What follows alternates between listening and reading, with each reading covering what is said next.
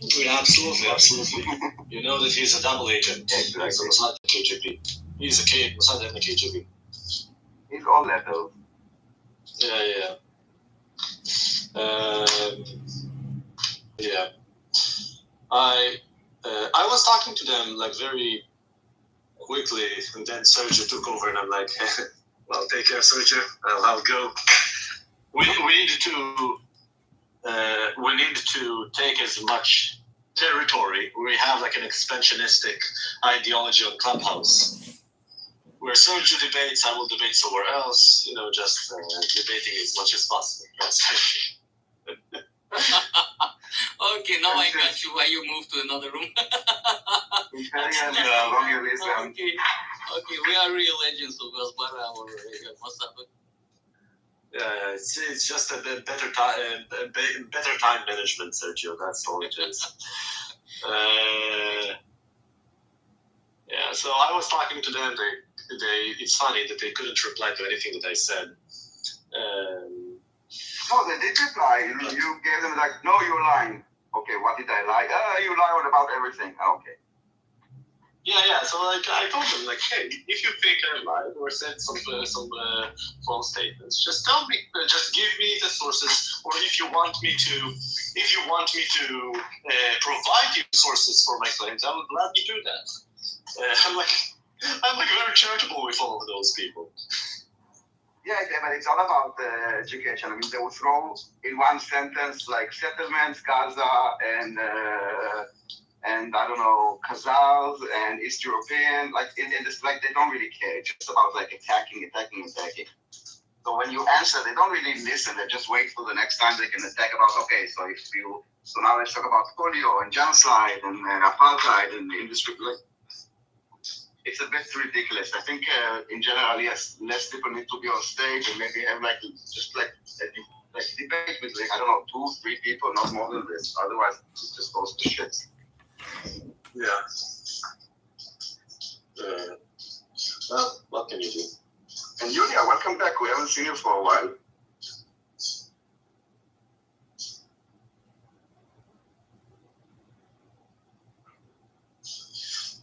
Yeah, Yulia is left us all alone. Badad. Yeah. I told Yulia that I discussed with Eitan before she came to this room about the reporting from Al Jazeera. And out of interest, and out of curiosity, we were looking for the reporting of the 6 Israeli hostages that were murdered by Hamas. And this is the funniest reporting ever. Daniel, Sergio, can you hear me? I was also looking on the same day. They were really trying to hide it. Look, okay, I'll just read to you the title, because the article is super short, so I can probably just read it very quickly. The title: Israel recovers bodies of 6 captives held in Gaza. Mm-hmm. That's it. This is the title. Okay. Yeah, this is the title. The subtitle is: Families of the Israeli captives have called on the government to sign a deal with Hamas to free about 100 people still in Gaza. Okay? Now, I understand that you want to be as neutral as possible in quotation marks, but why wouldn't you say Israel recovers bodies of 6 captives held in, first of all, not captives, they're not just any captives, they are hostages. Secondly, held in Gaza. Why wouldn't you just say then, even in the subtitle, that is after Hamas killed them? Don't even use the word murder. It's fine. I don't need you to use. But why couldn't you say after Hamas killed them? It's something, a little bit more tangible. Now then, the first paragraph. Okay, I still kind of feel a little bad, but I'm going to get through it. Well, tell me what it is so that I can play it. What kind of music you like? I like R&B, soul music. You want me to play R&B music for you? I like to say, like, should we be drugging the kids or questioning our educational methods? It's absolutely, I can tell you, completely unethical. It's completely unethical to drug your kids because they're too active. Now, if your kid is the only one in the classroom who can't sit down and is up all the time when they're supposed to be sitting in class. Okay, so find a different way to educate that kid. You don't have to drug him. Exactly. You could do that. Or the problem is, you see, a kid like that would do very well in like a Montessori type school. Yeah, like different people. Like that's part of the thing. Okay. Oh, really? Because my brother put it's better described as neurally. My brother has both of his kids in Montessori. One is 5, the other one is 3. They're literally learning colors. Okay. Do you know how much it is? You don't want to fuck them up. Okay. Montessori every month he pays monthly. He pays monthly for both of them, like $4,000 monthly. That's a lot. What does your brother do? I wouldn't do that job. My brother pays $4,000 monthly. That's what he does. He pays $4,000 fucking monthly for Montessori for a 5-year-old and a 3-year-old. I'm like, are you lost in the sauce? He can't afford that. Yeah, why not just invest the $4K in their future? So you want to tell us how much you pay for Jewish day school?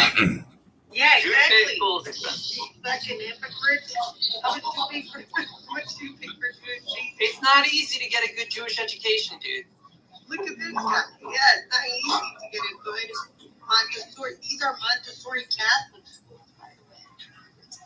They're both Montessori Catholic. Ooh. Yeah, they're Montessori and Catholic. Okay. One of them, the church runs for Montessori. And I want them to pull out of that one because it's a new one and I don't trust it. But anyway, this costs a fucking fortune. So you can't just pull them out and put them in a different form of education. That's not feasible for most people. That was my point. What's up, Purple? Excuse me. Can you mute him? He's not talking. Yeah, so it's too expensive. So the other alternative is, of course, drugging them. And, not my favorite route. The people in those higher levels performing schools drug their kids anyway because they want them to be competitive.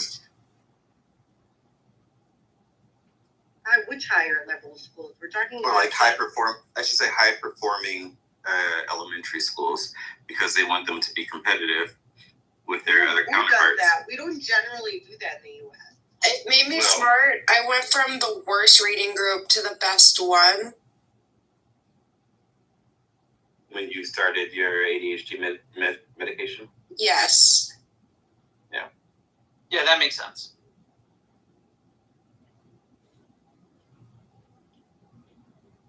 But I think it makes you aggressive. It almost brings... It makes you very aggressive. Because it's like you have an impulse control problem, so they're putting you on this medicine that might make you focus, but when it comes to the impulse control, it could make you act. It can make it worse. Yeah, because these kids already have that problem, and it's like more. And so when you're a certain age, you can't control it until you get to a certain age.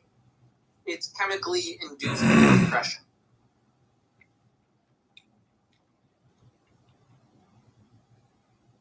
So, do you think you would have became a lawyer without the Adderall? No clue. I mean, I took the I'd Adderall. hesitate to say no. I'd hesitate. I have no idea what would have happened if I didn't take Adderall. But I did. I am who I am. For a long time? How many years? I think throughout high school. I might have stopped it mid-high school. From when you were a kid to high school? Yeah, like maybe 4th grade, something like that.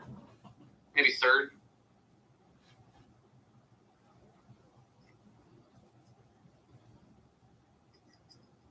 But it sounds like did your parents also hire a speech therapist or occupational therapist or something like this to work with you?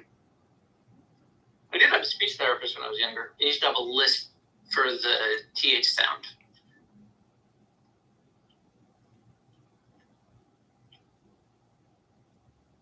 But I had to do a psychiatrist. Oh. You need it prescribed.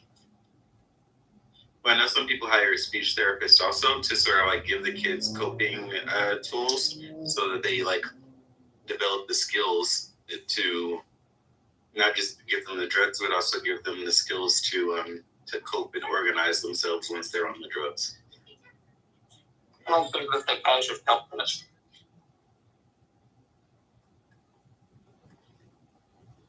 Say that again, I didn't hear you. I said I don't think the psychiatrist helped much.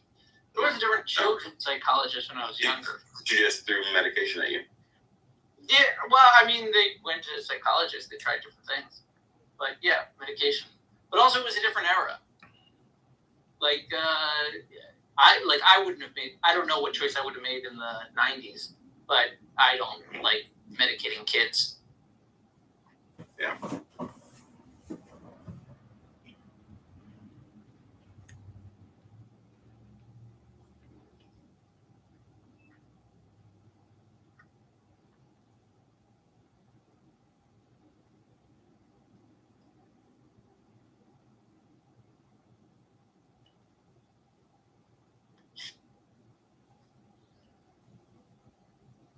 Fries are so much better now that I recook them.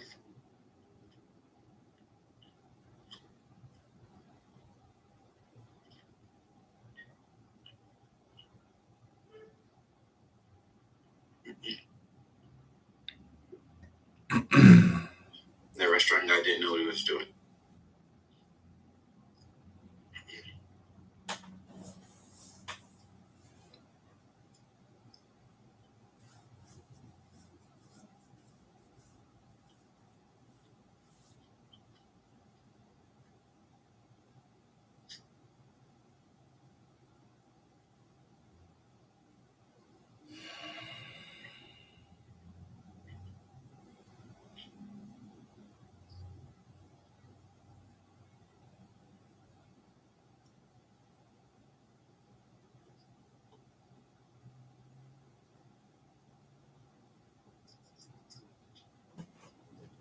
Did everybody leave?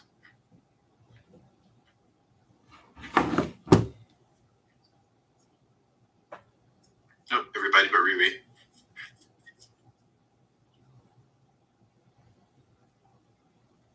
Say that again? I said everybody left but you. Oh, I see. Why? I don't know. Well, what's right? Pearl went to work. McZed probably is also getting ready for work.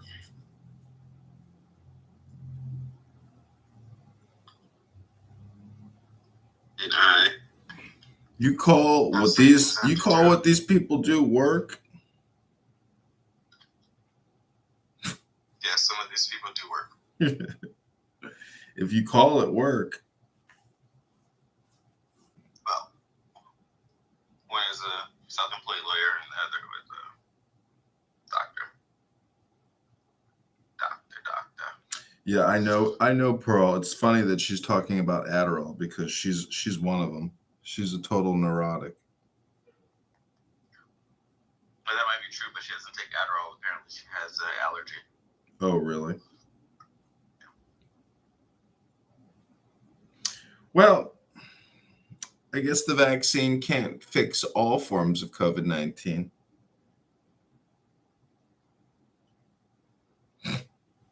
I don't think any vaccine is designed to fix all forms of anything that it treats. Like even the polio vaccine doesn't fix all forms of polio, but then it fix all the ones that you knew of at the time. Well, did you know that Barack Hussein Obama, George W. Bush, and Bill Clinton came out and said if you don't get the vaccine, you could die, and that you have to save yourself and save your neighbors? Well, from this I deadly disease. I can understand where they get that from. When I was listen to COVID this. was happening. When COVID was first occurring. And soon they will be available to everyone. The science is clear. These vaccines will protect you and those you love from this dangerous and deadly disease. They could save your life. So we urge you to get vaccinated when it's available to you. That's the first step to ending the pandemic and moving our country forward. It's up to you. Remember, it's up to you. So when COVID was first happening, they were showing photos and videos of people overseas in Italy and China, and just like people carrying out dead bodies. They even had a friend who worked in before the vaccine came out, who worked in a hospital in New Jersey. Not New Jersey, New York. And she said that they had to get what are those trucks, the refrigerated trucks or trailers, whatever they are, to house bodies because the morgue couldn't hold the amount of people that were dying in them. That was before the vaccine. Did like people just like start dying in reality then? Because like all those deaths, you know, I'm sure they're all from the COVID-19 deadly virus, aka the disease. Bro, if you're gonna make this about your identity around not being vaccinated or the vaccine itself, I don't know what to tell you. I'm just saying everything you're saying is, you know, not very specific and it's just pointless. No, it's extremely specific. I don't know what you mean. This is not very specific. You're saying, oh, I remember seeing a bunch of videos of people dying. Oh, wow. Very specific, sir. Yeah, but it was people with it. So there's, you know, what an actuary is.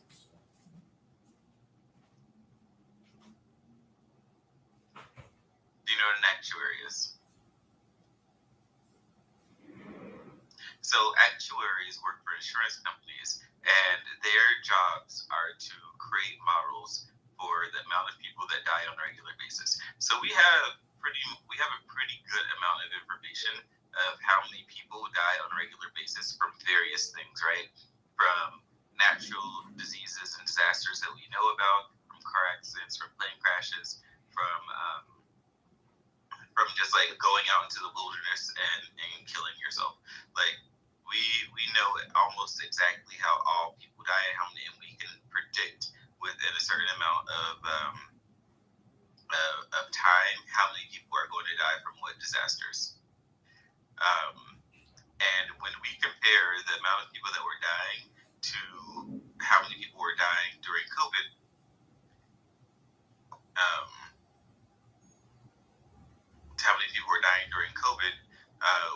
there is a pretty high or significant increase of deaths during that particular period of time.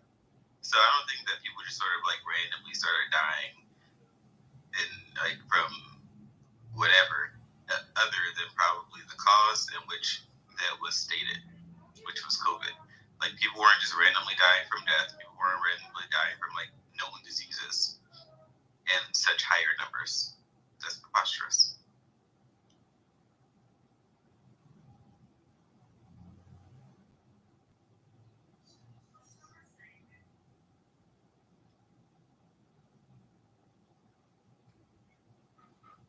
If you choose not to believe it or understand it, then that's your deal.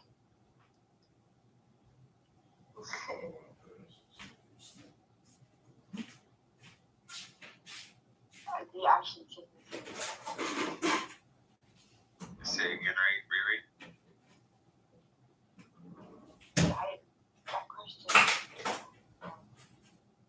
About COVID, the vaccines. I disagree with you, 1,000,000%. Yeah, you can. Of course I can, and I am. Everything that COVID was man-made, man-manufactured. I didn't say how COVID was made or manufactured. I just stated To make it public. Every year, much more people dying from flu. Much more people dying from flu than they died from COVID. They made it public. They made it very, very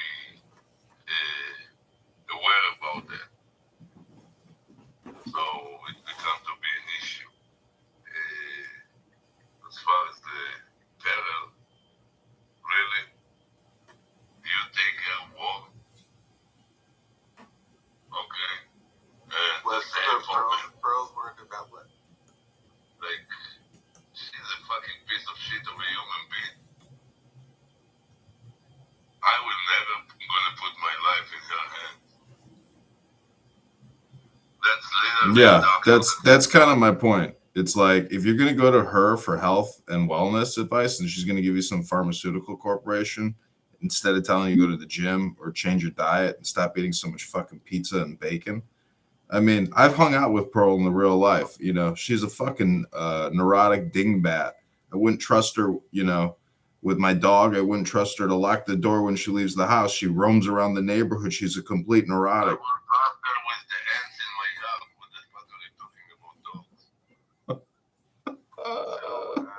were talking about alcohol or ADHD. She definitely was not. She did not subscribe to that. And you know what?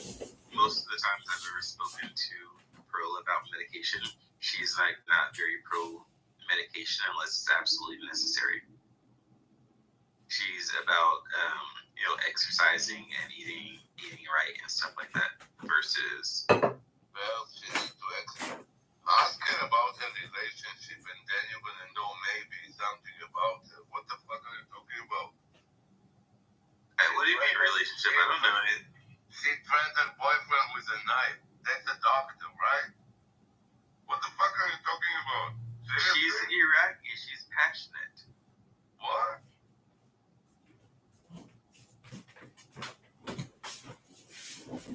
You're saying she's Iraqi. She's passionate. Hope that that's not what you think. Just say that, Adrian. Say again. Did you just say that she's Iraqi? She's an Arab. She's not an Iraqi. She's an...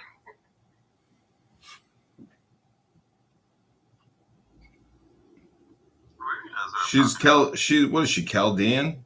You know, they I don't know, she's a nice girl for the most part, but I think she's, you know, like a lot of people. I don't think it's, you know, her individually. I think it's, you know, the society and the culture that we live in that have brought up doctors just like her. She's one of couple 100,000 people. She's just like everybody else. I don't know what that means. Meaning that her brainwashing, her Jewish derangement syndrome, her medical industrial complex training and program. You say Jewish derangement syndrome? That's right. She got bad JDS, that one. What does that mean? That means they got a stick up their ass about Jews. They got big opinions and they think they're right about fucking everything. They're know-it-alls and they're obnoxious, dangerous people, probably like you. Because I'm a Jew? Oh, if you're Jewish, then you can't have it. So, yeah, but you could still have Jewish derangement syndrome. Jewish derangement syndrome, please. What does that mean? That means you're Jewish, but you're a self-hating Jew, basically. Where does this guy come from? Who are you? Comedian.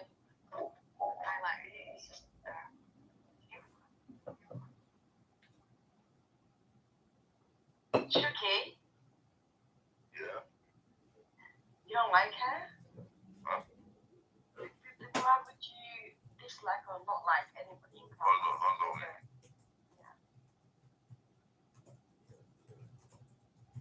Yeah. I don't get why people do this. Absolutely. I don't get it. People take this app seriously because we use words, and we take words seriously because that's how we communicate and program each other and ourselves. What's his face? Chicago cheeseburger. Yeah. No, I'm just saying. I don't think you should dislike or like anybody. It shouldn't affect you that much. And maybe you shouldn't come stuff up, in my opinion. But, interesting. So, Agent, what do you do in Israel? I'm a student. Ah. What are you studying? Actually, university in America, but I'm doing it remotely. I'm studying, getting a second degree in computer science. So That's impressive.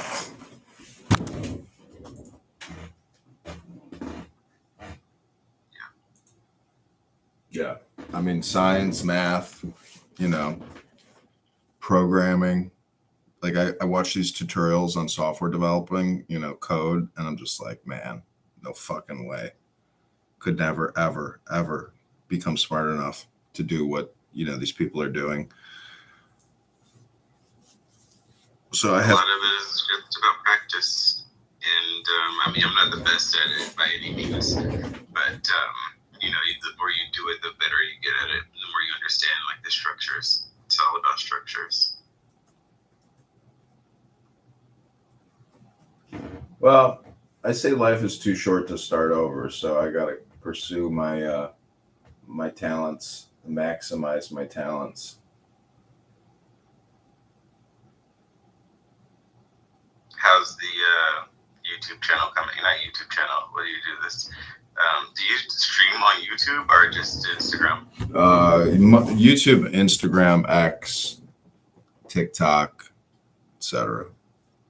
All the major platforms. Have you been able to monetize from it? No, it's not. That's an experiment. But...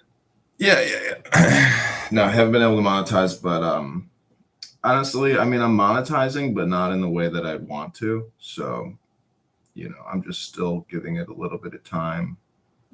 I figure like 2024, like in 2025, a couple months from now, I'll change everything again. I've realized that like failing fast and changing is like the only way to progress. It's just like the theory of evolution. It's like change or die. Yeah. No, this is true. Yeah, some of the best entrepreneurs say fail fast and fail hard. Yeah. And that really means putting yourself out there, testing until you find like a niche. And then or not even a niche, but when you make a discovery or you see how other people are phrasing things, take note and remember it and clone it and build on it. So it's like, there's no such thing as an original idea. There's just cloning and then amplifying. And mutating. Mutating, yeah.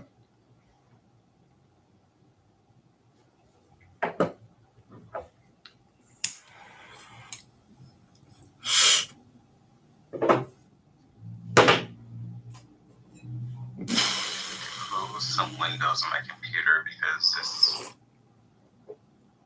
I'm using up too much memory. I have all these cell phones, and some of the phones are like completely unusable, and there's absolutely no reason to explain it. It says all the memory's eaten up, but there's nothing on the phone. Oh, you probably have to take it to a phone store, because even though you delete things off of your phone, like it has like a recoverable memory, but you can erase at the phone store. I think they have the tools to erase the memory. Definitely. See, that's fucking retarded. Like, you hit something, delete. It's like, just fucking delete it. And then, let me use the phone again. I mean, so stupid. The fuck? Are they iPhones or are they just Android? Androids? Yeah. And iPhone too. I have the same problem with iPhone. And the worst thing about the iPhone is you can't necessarily take the files off. I don't know. iPhone is annoying. Anytime you're dealing with, importing 100 gigabytes, man, I'll tell you, these laptops and these desktops, they have not been keeping pace. What's that one? You're in computer science. What's that law of multiplication for like speed or memory storage? What's that guy's name? It's like the most, it's not Morgan's law, but Maxwell's law. Is it Maxwell? Let me see. No. That's for that's something else. It's called Lorentz force law, form the foundation of classical electromagnetism, classical optics.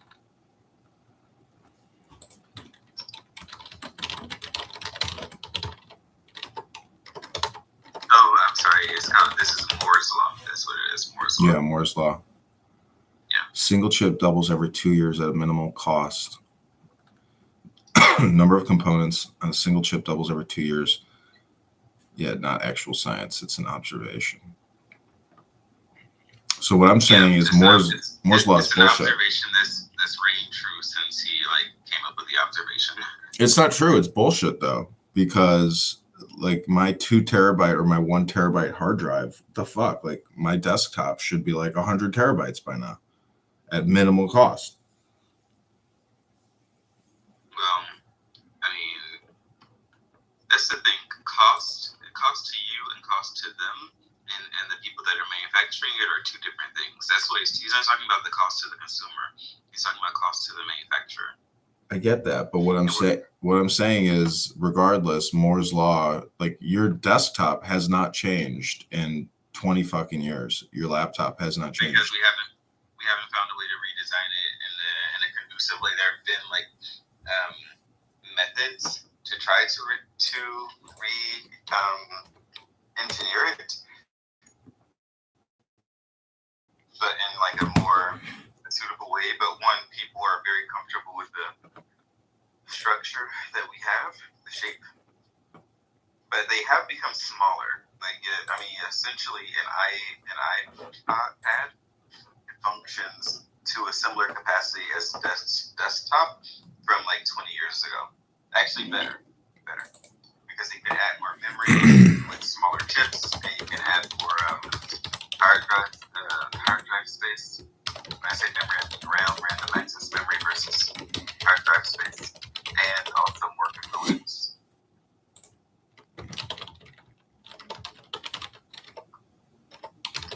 So we have, and also cell phones, right? I don't know, Android phone, iPhone, whatever. They have much more power in them and are infinitely times smaller than that's true. Than the first computers. That's true. I guess that's true. But I mean, well, yeah, that kind of does work out. But I'm just still disappointed because I film so much that it's man, 100 terabytes on a nice desktop should be standard. I mean, it's really just a question of profit. They probably couldn't turn a profit. Yeah. So that's therein lies the thing, right? So we are actually how much do you think the first IBM computers were cost?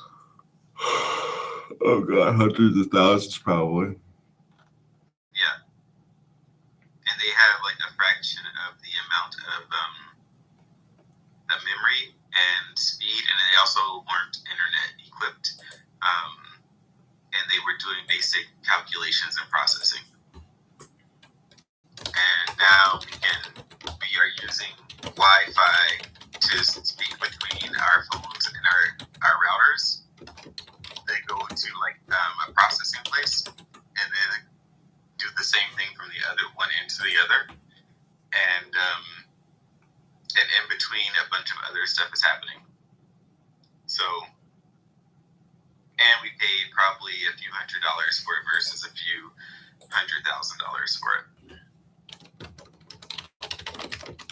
So how do you think we solve the Ukrainian-Russian conflict? I said, how do we solve the Russia-Ukrainian conflict? I mean, my theory is to kill all the Slavs, but nobody wants to listen to me. Yeah, you just as ridiculous as other people on this app who are basically calling for the death of everyone who's not productive. I mean, that's sort of the nature of humanity, right? We want to kill people that we believe are just useless beings in our world instead of trying to build those people up and make them into normal human beings. Or the human beings that we think that they should be. Because who's to say that we are the normal human beings?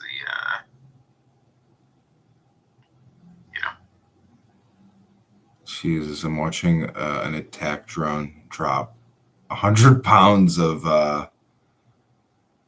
thermite on a tree line and then detonate a C4 explosive. That's wild. Sounds lovely. Just killed 10 Russian soldiers. Yeah, drones are just fucking next level weaponry. Just incredible. Come out of fucking nowhere and just blow you up.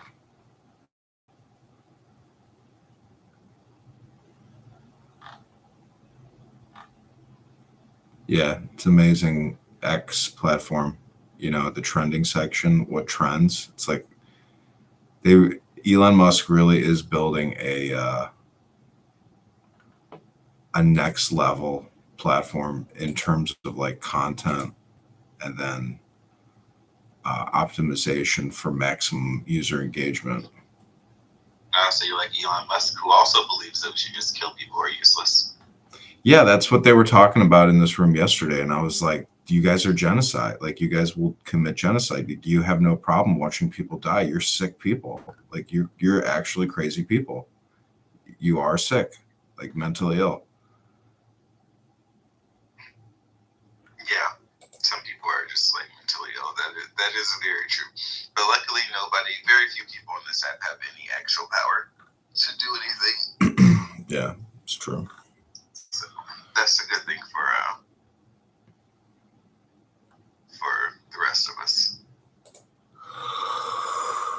Yeah, it's amazing how we can give so much. Like, is Shuki still here? Like, so many people, hate Shuki because he stands in their way and he causes them extreme emotional distress with his position and his tone or his communication. So that to me is like the amazing observation about this app, that our words, even though we all know that most people here have absolutely no power outside of the word game on this app, we still give our emotional all to the app and to the communication game that's happening here. And that to me is like what I don't think people really understand. And that is like, it's tied into enlightenment and understanding the word game, or how words are programming us. And since you work in computer science, like, it's interesting because computer science is working on programs and software that communicate with us. And you have to know an advanced communication mathematically and script and software. So it's amazing how that is like the reverse, but there's no emotion in it. And, there can be programmed emotion, like, graphics and all that stuff. I'm just saying that the emotional component is still mostly words and pictures or videos. But why don't people on this app like wake up to the fact that they're hypnotizing themselves, hypnotizing others, or being hypnotized? So there's like 3 positions you can take on this app. I mean, it's just my opinion. And I know I'm kind of rambling. From the, I'm Jewish, right? So from the Jewish perspective, we believe that God created like the heaven and earth, blah, blah, blah. But the word for for speak or spoke, right? It doesn't even say like words. It's davar. It's like God spoke. And which implies that words are something was created, but it also means a thing. So it's an idea or a thought. So we are creating thoughts and ideas as we speak, and we are manifesting other realities, or can manifest realities with our words. So the Kabbalists take this idea and they go to an extra level. And in some cases, they say, like, where we get the idea where we should watch our words because we can manifest life and death, like God created life and death with his words. We can manifest realities, like God manifested the reality of the world that we live in. And, we can even create, manifest other universes, which doesn't have to be physical things, but they can be mental things or emotional things, like you said, and also a type of hypnosis, right? You can accept ideas into reality, into other people's reality.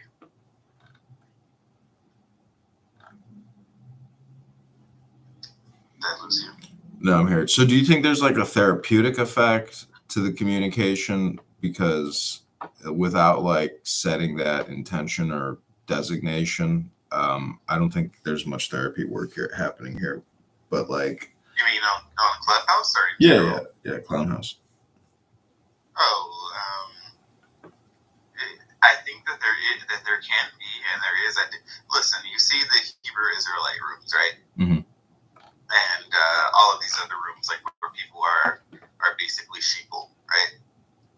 And that goes to show you, if they can get thousands of people into a space and convince them that they are the Messiah and they can bring them to salvation and do whatever, it shows you that there's a lot of people out there who are looking for help with their identity. Mm-hmm. They're looking for some sort of social engagement with the complexities of their identity, and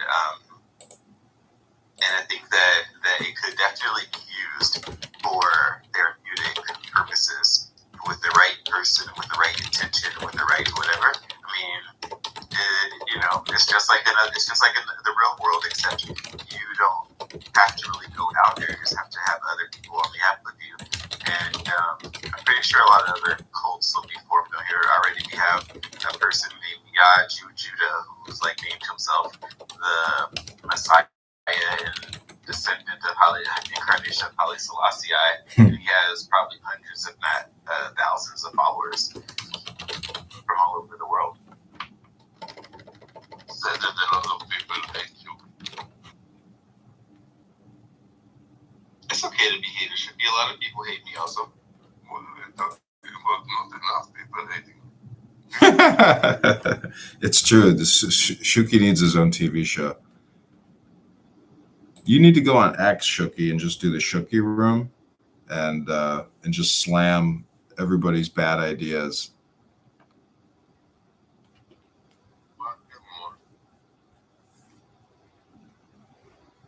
All Arab need to die. Today before tomorrow. See, that type of free speech communication is all the rage right now. Well, this type of devices given people a platform. It's just like blogs, right? When blogs are first coming out. Yeah. Everybody had an opinion and everybody had a blog and they were like bloggers, blah, blah, blah. This is just a similar thing as giving people the ability to create their own independent talk shows. Mm-hmm. Yeah, but let me ask you, what is the difference between from the river to the sea, Palestine will be free? To what I'm saying. What is the difference exactly? Why they can and I cannot? Boom, you're asking me? Yeah. I mean, I don't think they can, and I don't think that. But they do, and nobody is stopping them. That's literally a threat, right? According to the standard, so-called standard, the double standard. But at this point, it's because they are seen as like a minority, right? When this is why they don't like black Jews or black people who are Zionists or black people who are Israelis, because they wish to paint the Palestinians or Arabs as like poor brown people who like don't have any like self control or self determination or whatever the case may be, and then Jews are Israelis as like wealthy white people who are just oppressing brown people. So, they're reusing a narrative that's similar to like, the black American or Western white black ideas. According to the trap, you pay attention that you just fall to the trap. I fell into your trap? Any trap, that trap. Did I fall into the trap? Or did I explain what they believe? Exactly, that's the trap.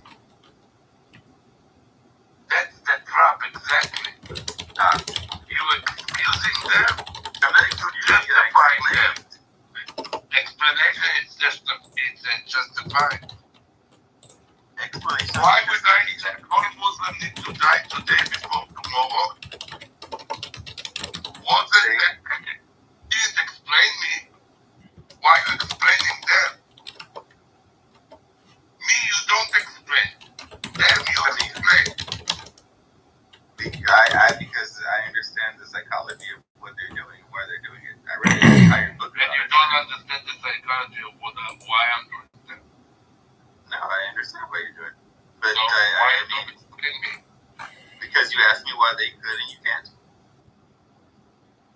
So I was explaining to you why they feel that they can. Not why it's right, not why I believe it, but it depends on how you ask the question. I think that they're getting way too much legitimacy from the people that are trying to explain them. And that's what's wrong to begin with. Nobody should explain them. It's It's not the fact that platforming. they are pieces of shit. It's platforming shit. It's like going to a dance hall and dancing with a bunch of turds. Eventually, you're gonna walk out with shit stains all over you.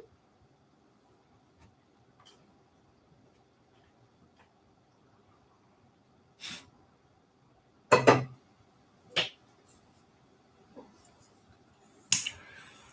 I think that it really depended on how you asked the question.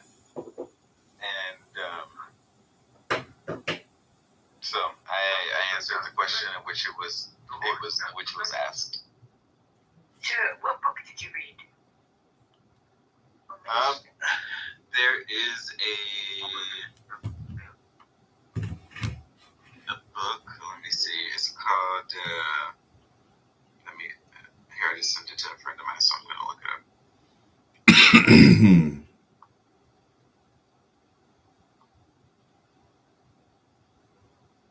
Should get the book Marcus Aurelius or the Harvard Classic with Epictetus.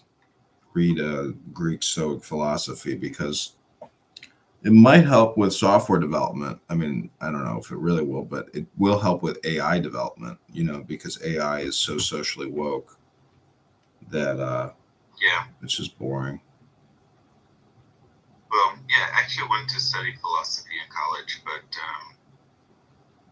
my company was paying for me to go to school, and they said, you study business or engineering or science or something. So I actually have in my library a lot of philosophy books, and my favorite genre is Greek philosophy, mostly Plato and Socrates.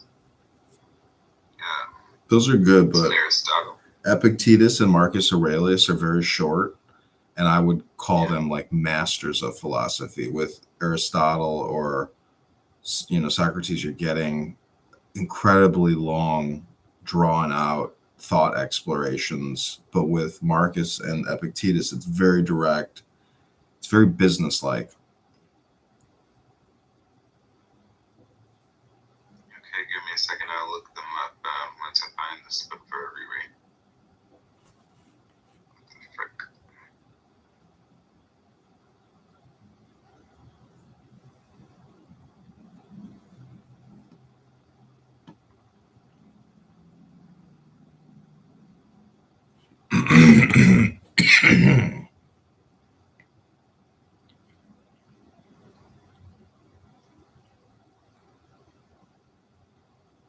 Here it is. It's called Black Power. Why? Yeah, because that's what I'm saying. That's what I'm saying. Like, a simple answer is you're conflating the concept of evil. Evil is perspective-based. It's evil to you, but it's not evil for the universe. The universe is just all good. Part of the good of the universe is your death, of this kid's cancer, of that hurricane. And you just don't get it, right? Nobody cares about that as an answer. That's a frustrating answer. It's actually given as an example in Eob as the wrong answer. Yeah, right. I mean, I wouldn't say that the universe is all good. I would just say that the universe is the feature of it. The universe doesn't care. The universe doesn't have an orientation to itself about whether it's good or not. It just exists. Well, that's what I'm saying. It seems that's the wrong answer, in part because that's not what people are really asking when they say problem of evil. They're not saying, like, mechanically, structurally, how can it be there is a perfect design and there's stuff we don't like. They're not, like, worried about the engineering problem. They're whining about something that they didn't like that happened. And then they're conflating it to, like, an example, like a perfect case. Like, sure, I didn't like it when I missed my bus that one day. But, like, kids get cancer, and that's not fair. So I shouldn't have missed my bus. God damn it. Well, that's why that's like why at Jewish funerals, we do Tziduk Hadin. Tziduk Hadin. I've never had a Jewish funeral. I'm not going. Oh, so there's a part of the Jewish funeral at the grave called Tziduk Hadin, which basically is a response to the idea that the family will be asking questions like why me, why them, like all the why questions that people in grief ask. Okay. And the response is something like, right, Baruch Dayan Ha'emet. In other words, right. Right. It's we read, even though we might not understand it, even though it confuses us, even though it's like bad for us, we affirm a righteousness to the functionary of the universe. Yeah, we say that it's a true judgment, and if it's good news, we say Baruch Atov V'Ametiv. Right, but the fact that there's a bracha and not a kina is significant. You know what I mean? Conceptually speaking. Yeah, I mean, in like Jewish philosophy, it would not be proper to like be commenting on things that happened without commenting on how good it was in some capacity. Right, or I mean, that's why Baruch Dayan Ha'emet is such a carefully worded one. It doesn't even use the word tov. Correct. Emet is something else. That's right. That's right. That was something I had with a friend that like said he no longer believes in God. I said, fine, what does emes mean?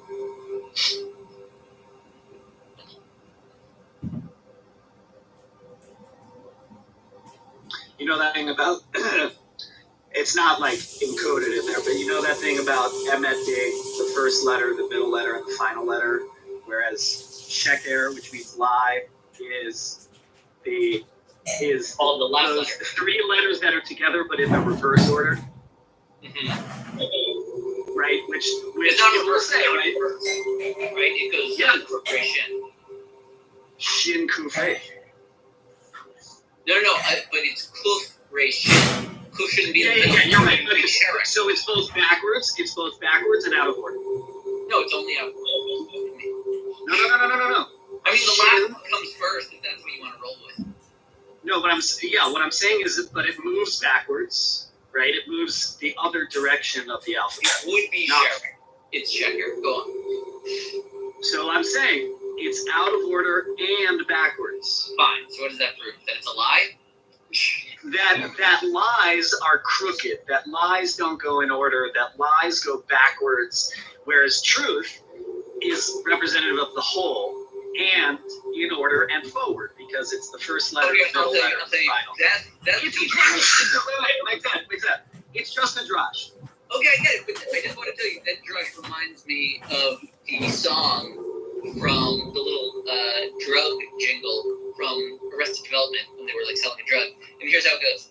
There's no I in Timosil, at least not where you think. That's right. Oh, Timosil. What a great series of that. There's no I in Timosil, at least not where you think. And at least not where you think. That's right. I love that because I keep wondering if it's not between C and F.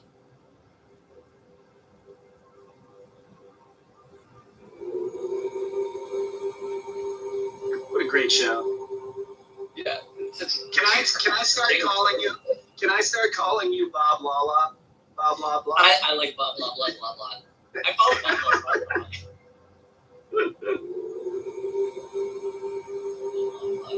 And he got replaced with like what they replaced him on Happy Days. They got like Scott Bass. It was so good. Oh man, it went down terribly after it got canceled. When they tried to revive it twice, those were both bad.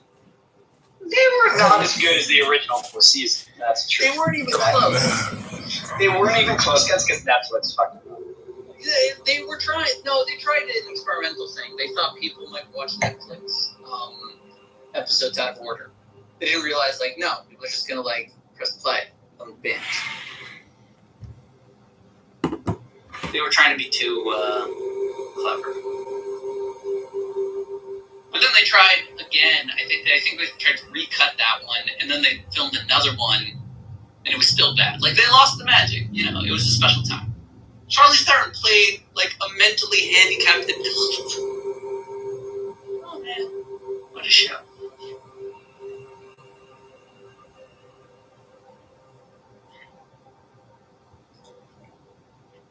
Have all your kids gone back to school yet? Not the youngest. His starts Same. tomorrow. Same. Yeah, they're probably going to the same school. No, my kid goes to, that youngest one goes to like a very specialized sort of, I wouldn't call it a special needs school because it's for behavioral and other kinds of schools, but it's like a very special school. I love it. He doesn't start till tomorrow. It's been a very long 3 weeks since camp ended. Yeah, it's summer is tough without the childcare.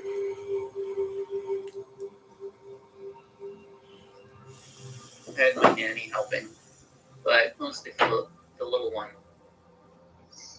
Although my son, he came back like day before camp started. Like he came back Labor Day Sunday.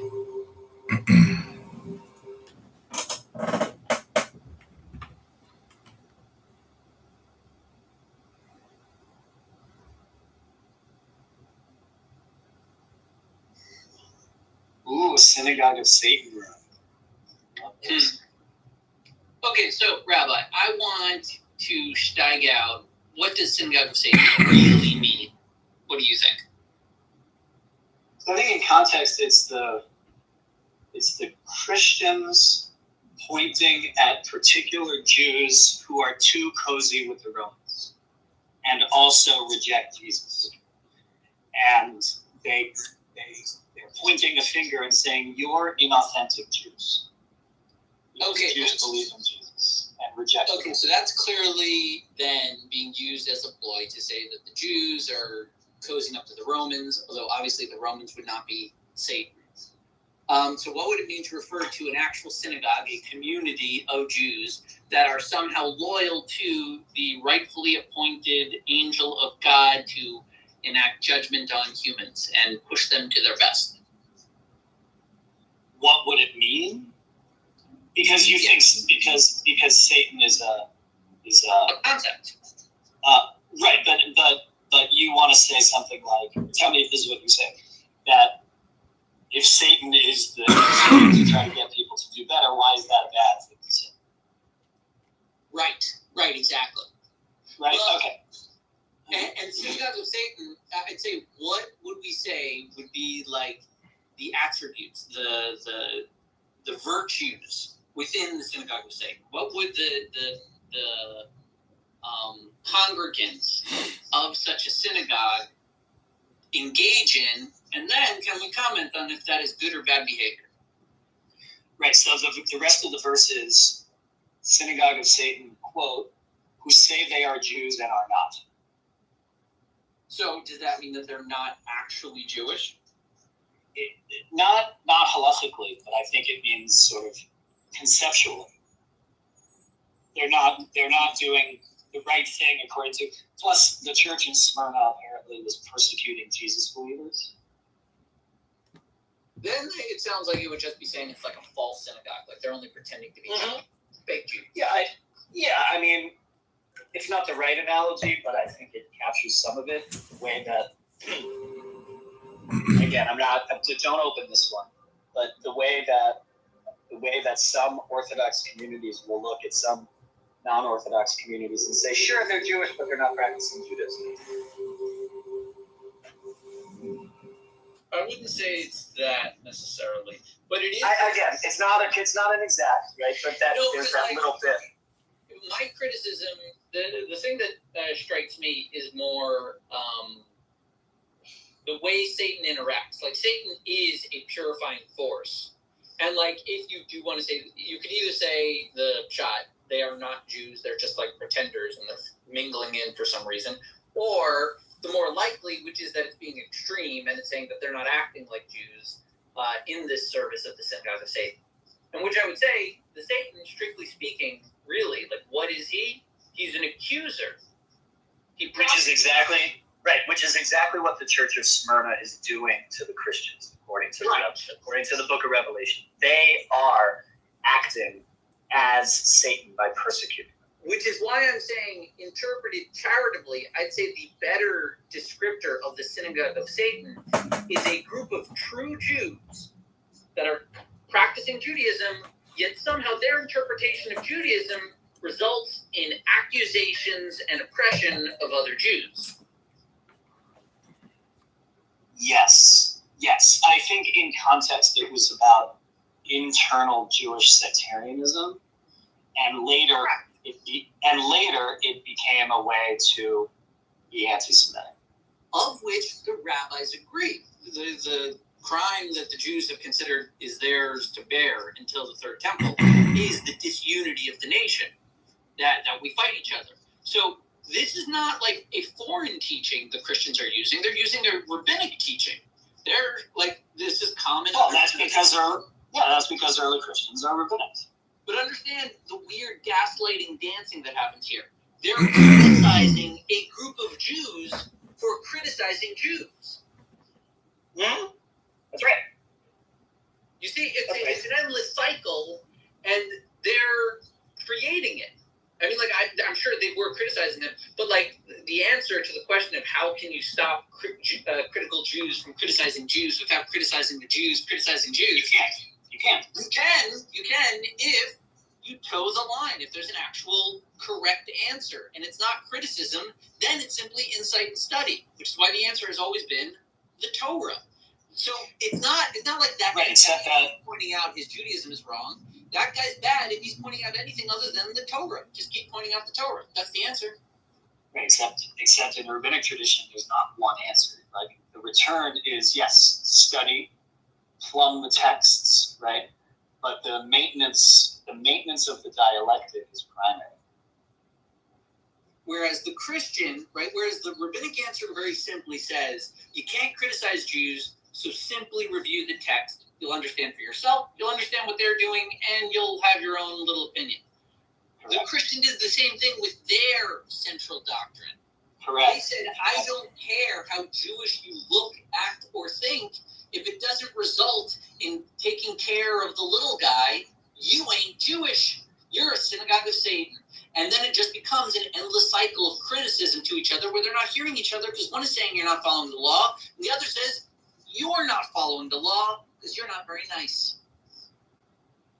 Something like that, right? But, like, I think the broader point here is if we consider the early Jesus movement as an insider to the rabbinic tradition, which I think a lot of ways it is. I could categorize lots of the New Testament Gospels, especially as like an extended midrash project. Yeah, there's a lot of ways that the Jews can understand the New Testament in ways the Christians probably never will.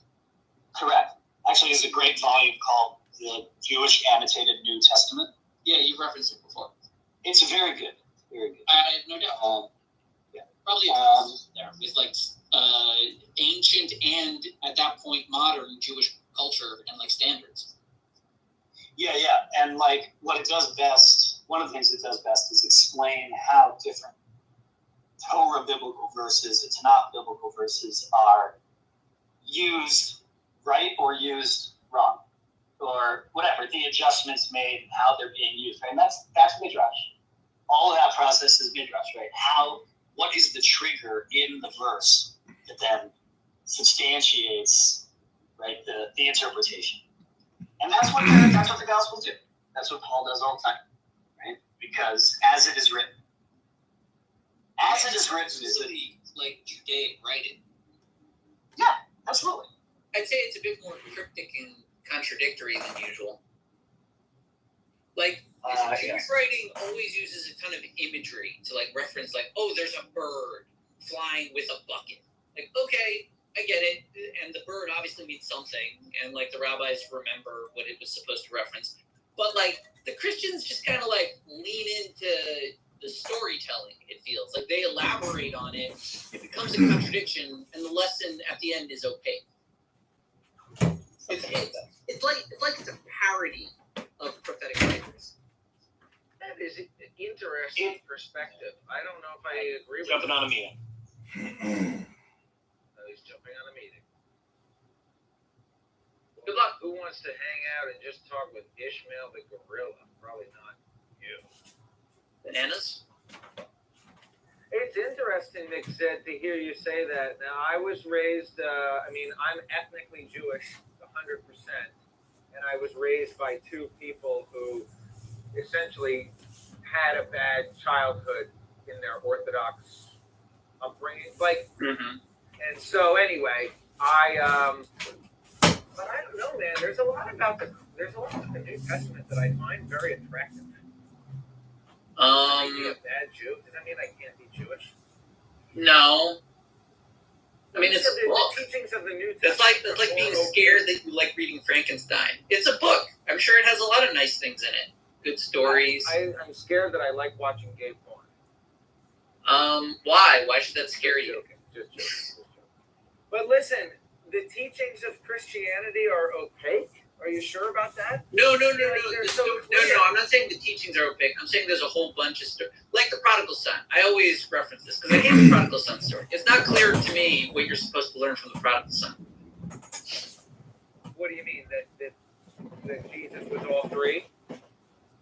No, the prodigal son story is, I'm just saying, like, within the simplest narrative of there's a father, 2 kids, he's nice to one of them, one stays and helps him, the other one goes off and he's a jerk. The jerk comes back and he's like, yay. The kid says, why are you being nice to the kid? And the father says, Pasayin. He doesn't really answer. He's just like, I'm nice to the kid. I'm like, well, what's the lesson there? That everyone should go out and be, like, awful and, like, disobey their parents because they'll agree and accept them eventually anyway? It just feels like an awful lesson. Prodigal son. Yeah, but look at the word prodigal. That's like from base prodigy. So there's more to it than what you're saying. Prodigal is not in the narrative itself. That was named by the English people that read it, and it means like the son that runs off. Keep in mind that you're talking to a monkey. Who is the prodigal son?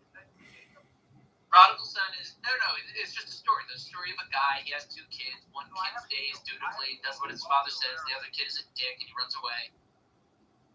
Sorry. He squanders his father's inheritance, and then he comes back after he's like been whoring and boozing, and he's like, Dad, help.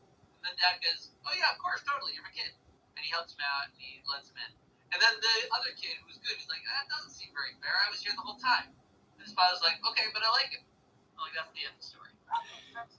No, you guys don't get it. You guys don't get it because you got to miniaturize the story and make it a personal motif, or like basically it always goes back to the pineal gland, meaning go within that the child who ran out and whored around, that's your ideas, that's your thoughts, that's your opinions.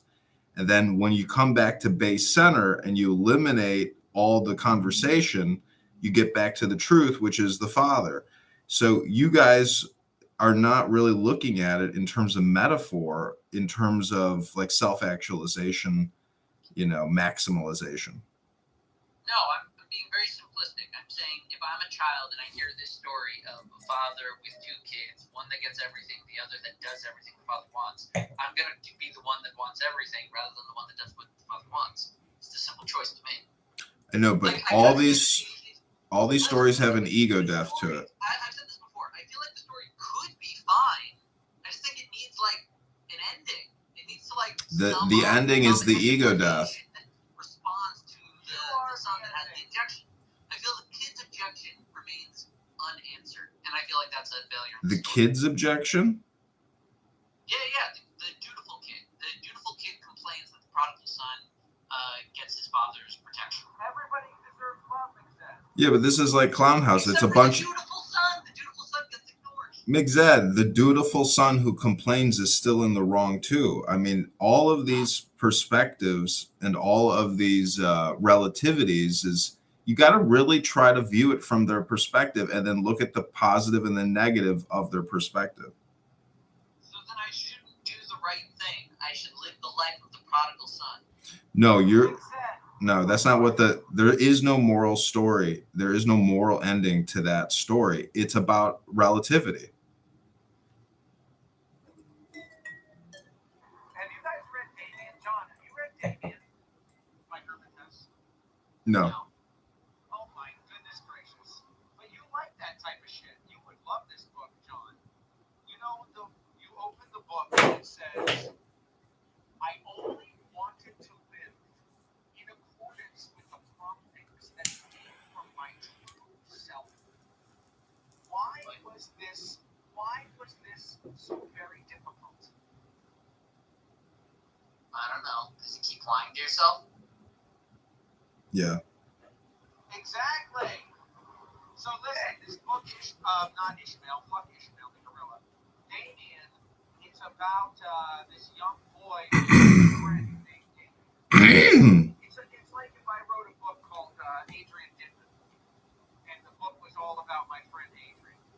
And anyway, this guy, Damien, he's like very androgynous. He has many retellings of biblical stories in this book. So, for example, it said, there is the story of the two thieves on the cross with Jesus. What happens in that story? Do you remember that one, John, where Jesus is dying on the cross, and there's two thieves that he meets right before he dies on the cross? Yeah, we know the story. Just make your point. Oh, well, I don't know if McZed knows it. Do you know the story, McZed? Not well. So basically, in a nutshell, one of the thieves repents and joins Jesus and says, I'm sorry for being a thief, that was bad. And the other thief doesn't repent. And presumably, we're supposed to conclude that the thief who repents goes to heaven, and the thief who doesn't repent goes to hell. But Damien says, like you're saying, what are we supposed to do? Am I supposed to not try to be good, like the dutiful son? Am I supposed to just do whatever the hell I want and follow the promptings? Yes. The answer that Jesus says is yes. Not Jesus necessarily, but that Damien says is yes. But the thief who repents on the cross is a bitch. But he got to heaven. No, he didn't. That's just make believe. Oh, he died. He died. He goes to as hell? a dog. Outback Daddy. He died as a dog. He died crying. Does he go to hell? Crybaby Outback Daddy. Listen, the point is. Yeah, Ishmael, I don't think you understand, but that's metaphor too, man. Everything is metaphor and analog or abstract. What don't you get about that? You guys are so literal about everything. That's what's not important. They're literary places. The thief does not repent. Although he rejects the teaching of Jesus, he stays true to himself. His life as a thief has served him through his whole life. Oh, the story is about how the thief bravely persevered and avoided repentance. Yes. That's a dumb story. What was his name? Barnabas or something? No. Oh, speaking of which, have either of you seen the new M. Night Shyamalan movie, Trap? No. It's really good. It's surprisingly good. I really enjoyed it. Man, I was just organizing my DVDs and I saw Dinner with Andre, and I was actually kind of happy that I had it because I thought about you. Then I was like, well, I'll always have this to remember Clubhouse and McZed. And I guarantee you just watch that movie again at some point and you'll be shocked at what you forgot about it and what you're quasi-interested in. That's a great movie. See? I told you. That movie? no, it's not that I didn't. It's not. I mean, I just like making fun of it because it's just two people having a conversation. And, but that's the thing is like that's the thing is it's just not complicated enough because good movies, I think are just basic. It's not all this CGI shit. So it's a good movie, but it's just two people. There's just not enough. Harmony of sound and visuals, which is why the epitome of cinema is action sequences where you can see, and we want humans because we're narcissistic. We don't just want to see a volcano exploding.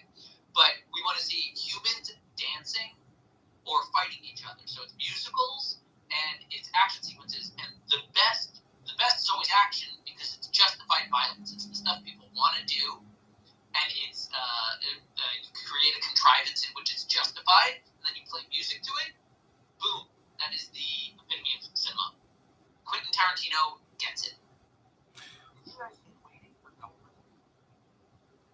No. No, I saw Waiting for Godot. In Waiting for Government, at the end of the movie, the end of Martin Luther giving them Amelia shop in New York City, and Dinner with Andre That's funny. See, Dinner with Andre, it's like a podcast, but it's a movie. And then when you really listen to what they're talking about, you're just like, you know what? I don't like either of these annoying fucks. They're both horribly pathetic, especially the actor, the short, bald, ugly one, who's actually more famous. Well, anyways, I guess the more you talk about Dinner with Andre, the more famous it gets. So I'm just going to stop talking about Dinner for Andre. Can't Dinner stop with it. Andre. Part of cinema history. John, I asked my girlfriend about Dinner for Schmucks, and she said it was cringe. Yeah, but you got to understand that it deals with hypnosis constantly, which I find to be very funny. Yeah, John lives his life based on the insights from Dinner for Schmucks. Well, welcome to the synagogue of Satan. That's what the synagogue of Satan is. It's Dinner for Schmucks, and Clown House is Dinner for Schmucks. I do think that this is modern day synagogue for Satan, which is, like you said, the accuser or the prosecutor. Well, what I'm saying is that it's a mistaken role, right? The synagogue of Satan is bad because there already is a Satan. He doesn't need your help. He's an angel. If he wants to make life difficult for a great man, he'll do it. They don't need your help. Which is to say, the criticism itself is being a member of the synagogue of Satan, right? Anyone who accuses someone of being in the synagogue of Satan is making that very mistake, because accusation, prosecution, judgment, that's for God or the justice system. It's not for individuals to take. So I find it funny. I get it. They're incriminating themselves. But see, this is my critique of you personally, or Caleb personally, or Ishmael, or myself, or anyone who actually believes in angels. You know, and when you say, well, duh, it's a literary technique. It's not literal, but you actually take it literally. Those are the same thing. Literary technique and literal are identical. Okay, that's still just your opinion. My point is, if you really think that there's angels that have power and can bring down strong men because there's real angels, aka Lucifer or Satan or the devil, I mean, There are angels. okay, I know you say there are, and I've heard my father say there are, and I'm like, but Dad, I can open up a They're being angels. Why is that so unbelievable? Because other cultures have other angels. Okay, so who's to say those don't exist? Listen, I'm just saying that it's a literary device. It's a mnemonic, or it is technically a hypnosis. Okay, I'd say they're just words and they have meanings behind them. I know, but you don't actually believe that those meanings are literal, right? No, I do. I think that people usually use the wrong meanings. Well, I guess you could say it's literal, but it's not actually material. It's abstract. It's a thought. It's a concept. All words are abstract thoughts. I know. So that means you don't actually believe in what you say. No, I do. It's just what I say is defined by others differently, incorrectly. Like in my school, with my conversations about angels, God, gods, idolatry, those all have meaning. Like we speak intelligibly to each other. But the way the rest of the world has defined angel or God or monotheism or Trinity, those differ from how I've defined them. I know. So your club is technically the correct club. Yeah. You believe though that you're, but that's what I'm saying. But don't you think? Whether or not angels exist is just a question of definition. Whatever you say angel means, the definition. I mean, can't you? Don't you think you could admit and be honest and just say you're in a wizard club? Because Kabbalah and angels, yeah, this is wizardry from the 1600s, 1500s. Why would it be wizardry and not just a monotheism club? Because you're doing wizardry in a monotheism club. I'm not doing wizardry. What magic powers do I have? Well, you talk with angels. You try to communicate with. Talk to the angels. You talk with each other about angels in your club, in your wizard club. Not often. No, we don't really. I mean, I'm being facetious, but you know, I got to tell you, from reading enough books on magic and the occult and looking at Kabbalah, I'm just like, yeah, these Orthodox Jews won't admit it, but they're technically in an occult wizard club, and they're just like Greek Orthodox priests who wear those black vestments, or even Catholics. Like, you guys are competing wizard religions. Listen, I won't say that you can't find Orthodox people that are in a weird kind of like wizard cult, and they think that their rabbis have superpowers, or certain dead rabbis have superpowers. Like, that exists. It doesn't mean that I'm in that just because I'm an Orthodox Jew. No, I know, but I'm using you as my totem, I suppose, or something, to Yeah, and like discuss my that theory. I, as a member of, also doesn't engage in wizardry. We don't think that anyone has magic powers. The Rambam, very clearly, he said that all the magic is just treachery. It's just a trick of some kind. Okay, well, you've satisfied all my demands. Yeah, he's been around for 1,000 years. I can be Maimonidean and still be Jewish. Why do you think we're like? The Jews. Well, I don't, because they're not that comfortable. But you mean like the guys that are in uniforms all day? They like uniforms. Uniforms, they're practical. Think about it. You have like one style of outfit, so you have a full wardrobe. You always look the same as all your friends, and you always look presentable. If the president were to show up, you'd have a jacket, you'd have slacks, a white button-down shirt. Yeah. And like those techniques were not like invented by them. Like the idea of fascism and fashion was.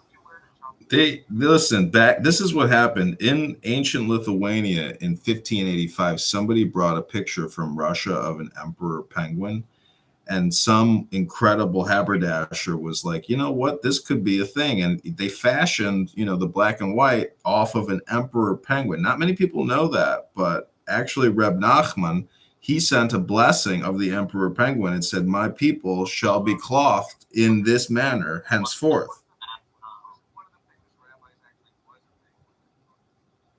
How'd they get a picture in 1555? That was the miracle.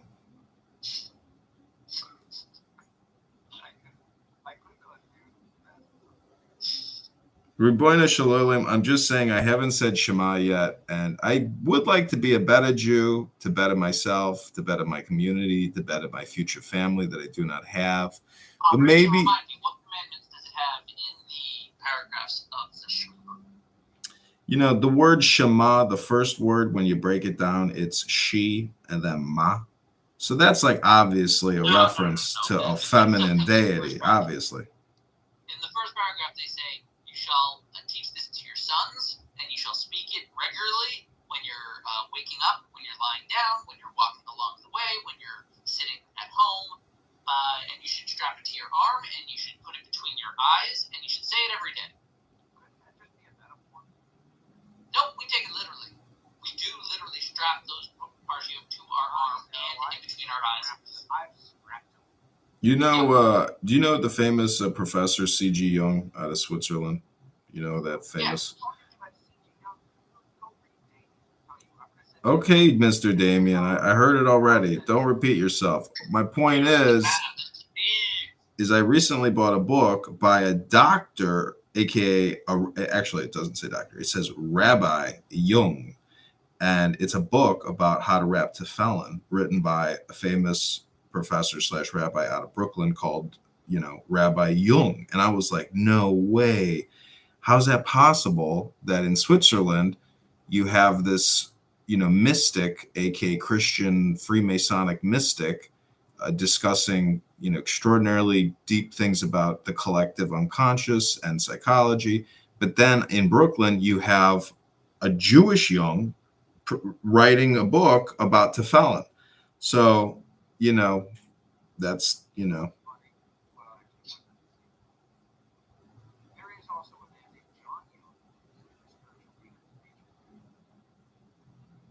think what you need to sort of appreciate a little is that there will always be a desire within humanity for superstition.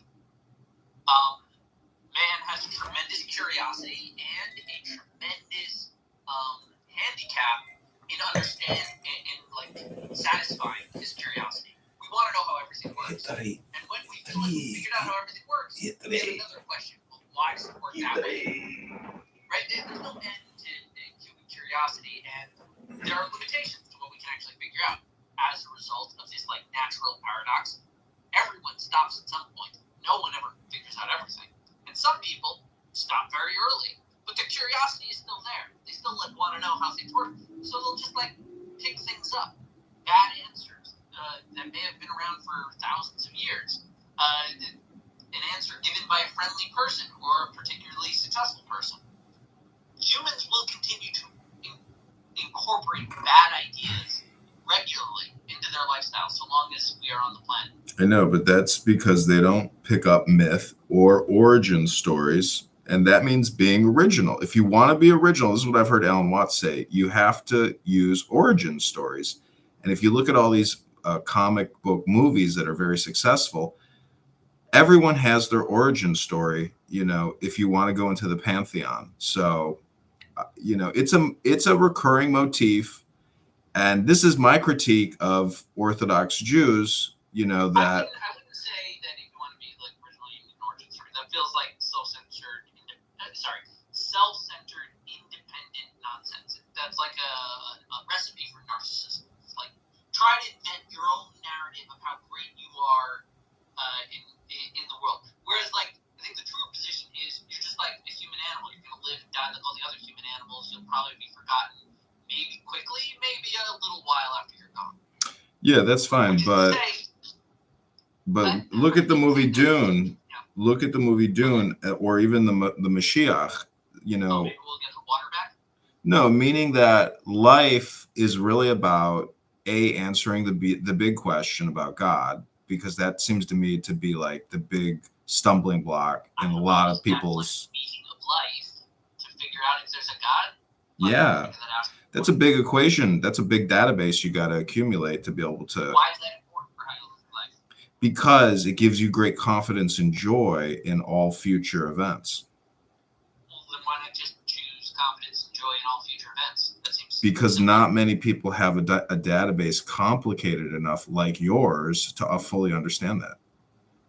No, I'm saying, like, if you say the question is whether or not God exists, that's like the ultimate meaning. I say why. You say, well, because then I'll be like happier in this way. I'll be more optimistic for the future.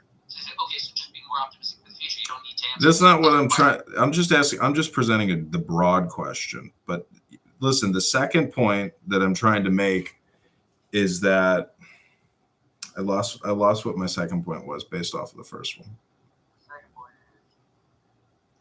The most important is whether or not God exists, and all of the superstitions, the mysterious magic men that give us the secrets of the universe.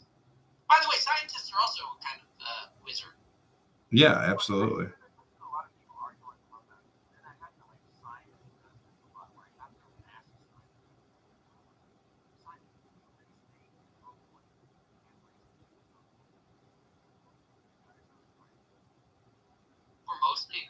Ishmael, also your mic is really low. I'm having a hard time hearing you. The argument I would make against that. All right, pop quiz. Pop quiz. Okay, when I think this. Wait, before you ask, my answer is shoot the hospital. Okay, fine. Is it better? Thanks. Yeah, nice. This is a brand new microphone. It's a pop quiz, and this I think is a little bit to back up Adrian's position a little bit. What's the first question asked in the Torah? Oh, that's a fun question. Yeah. Where are you? Where am I? Where are you? Yeah. Where are you? And the answer to that is something like, not only where am I now, but where do I come from? I had a teacher who said that the rest of the Torah is the response to that question. Oh, like, where are you? Where are you? In other words, telling your story is the answer to the question of where are you. Okay, so that was the critique I was giving on John's point.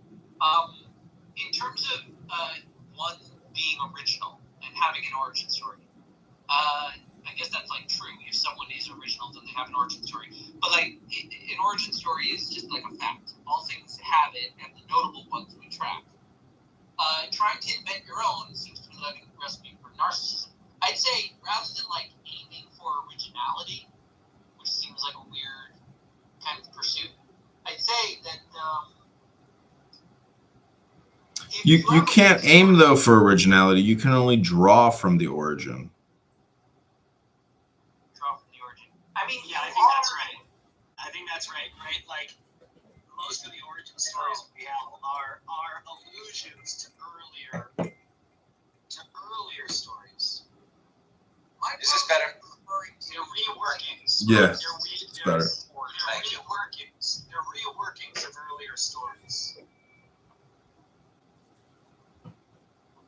What's your response response to the indigenous creation myths all around the world? Are those all? Might be true. I wasn't there. They might be true. Yeah, I mean, like scientific age that's kind of comfortable with cynicism, but I've always been comfortable with humility. Like, I don't know what happened before I was born. I've heard all of the stories. Like, why should I believe you rather than that guy? What's wrong with pantheism? Nothing.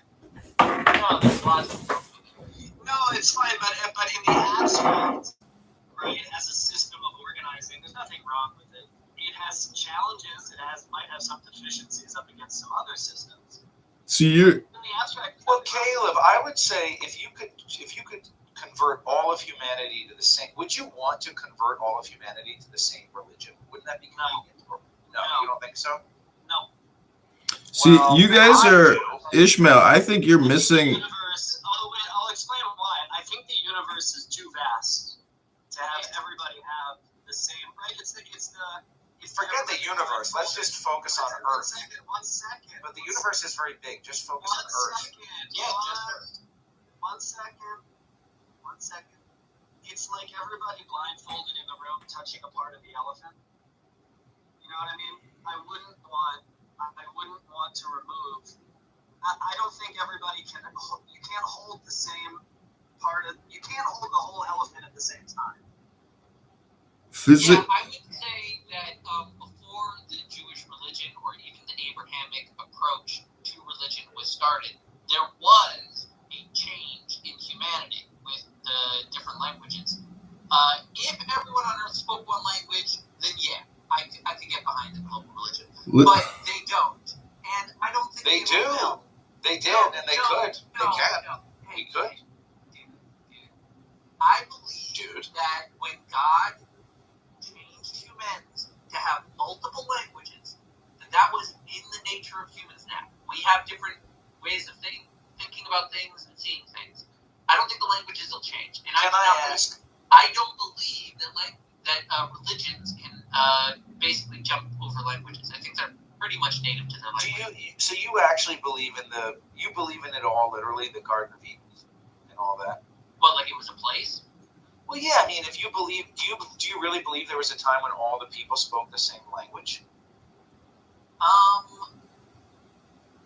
Literally, because I would say there's a time when. Listen. Technically, under a strict history of philosophy type of thing, there was a point in which there was only one language. It just may not have been longer than the first two guys to grunt at each other enough. No, I mean, what about the actual? I mean, see, you guys. I think you have to just break it down to individual words like Babylon or Babel.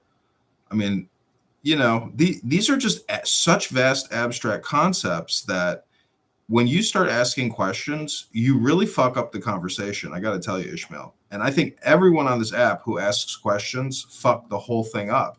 You should just state your opinion and what you know and leave it at that. All right. Noted.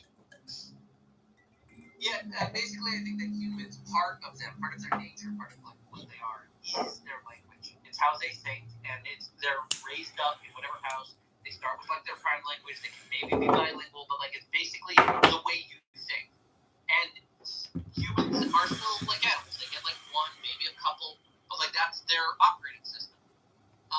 And I don't see that changing. And I think that cultures, communities, mores, concepts, they're really kind of localized in each one of those languages. Well, I think it would be good if we could convert all of humanity to the same religion, and I think that religion should be pantheism. Okay, so here's the problem with pantheism.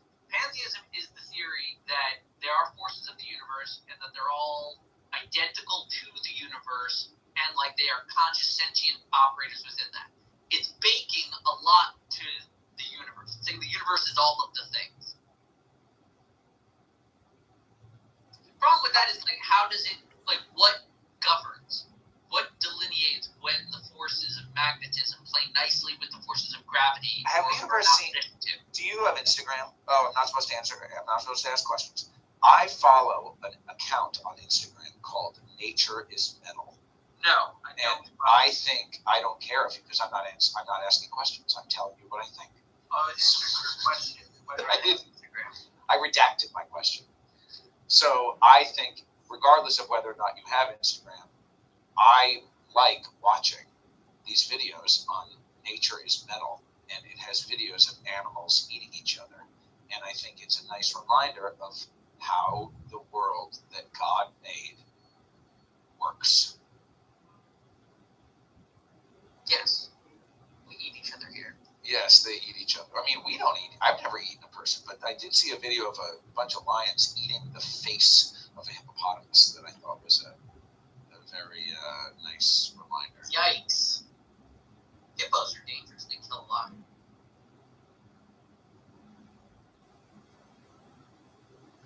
No more questions. So much for the Socratic method.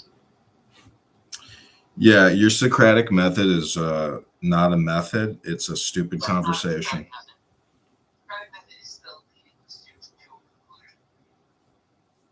Right, well, obviously, I mean, I am Ishmael the Gorilla. Have you guys read Ishmael by Daniel Quinn? Or have you ever heard of Derek Jensen? I was going to say, too, there was a time when humans spoke the same language. Maybe it was the time when the first two guys weren't at each other, although arguably humanity evolved in different places. For a while after that, I'm sure.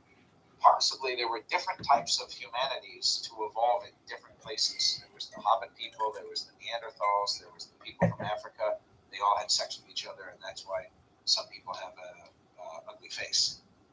But there was a time when all people spoke the same language. Derek Jensen calls it the language older than words.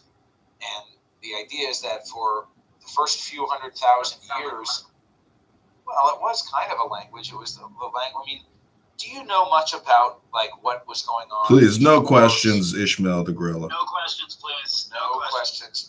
Yeah, just try to talk without questions, please. It's a challenge. It's a good challenge. I accept. But the era of the single language would be lost to us because they had not yet developed the technology of writing. As far back as we can figure is like 20,000 years. And we know that humans were around for 200,000. And that means fully evolved probably with language somewhere within the 200,000 years. That's like thousands, that's epochs, eons that humans were spreading around the world and could have been understanding each other perfectly from the beginning. We don't know. Like the eras that are lost to us, you can't even begin. Like Atlantis. Atlantis was probably a genuine place. Like they pretty much found it. But I would declare that technically at this very moment, everyone on the whole planet actually speaks the same language. And that is essentially known as the direct pointing method or the language of silence. Yeah, that's fine. Communication is different than language. Yeah, that's fine. But as languages become particular and the unique symbolism of this language versus that language, because all words are just symbolic. It all becomes valid. Right. That's right. All communication is hypnosis. All communication begins in misunderstanding. And the success of the communication is whether you can jump the gap right back to the communication silence, right? Even if you're using words. Right? Words are the replacement for the communication of silence because we became so linguistic and we developed culture. Culture is very forceful, very forceful. In fact, culture might be everything in terms of the new human condition. Well, look at the word culture. Yeah, I think that's the part of Bugga. Look at the word culture. Cult. Well, I mean, the word cult is in culture. You can't deny it. Yeah, a cult is an offshoot of some existing society that aspires to develop its own culture. They are a cult because they haven't yet developed their own culture, so the existing society views them as a deviation, which it is. Yeah, the cult that's right. And cult simply means, a set of ideas and a set of practices. Yeah. Like, technically a company, like a formal corporate entity, is a kind of a cult. That's why there's a corporate culture. Yeah, Yeah, something like that. Well, And they do it with like strict laws, and they obey all the principles, and it's more fair wage. But in the end, this is what we do here. You do it like this. Don't do it that way. We want profits. Why? It says so. And that's why in corporate culture, that's why I had it in my first synagogue job. There was a button attached to the window shades that said, "We've always done it this way," with a line crossed through it. Culture can be stultifying and ossifying. well, look at the word corporation. The root words are core or cooperation. And then when you look at cult, it's like culling, which is like prodding. And I just kind of view them as being one being a for-profit and the other one being a non-profit. Groups of people. Well, that's the thing, right? Humans are never going to stop organizing groups. Right. Ever. And what's weird about the organization of a group among humans, right?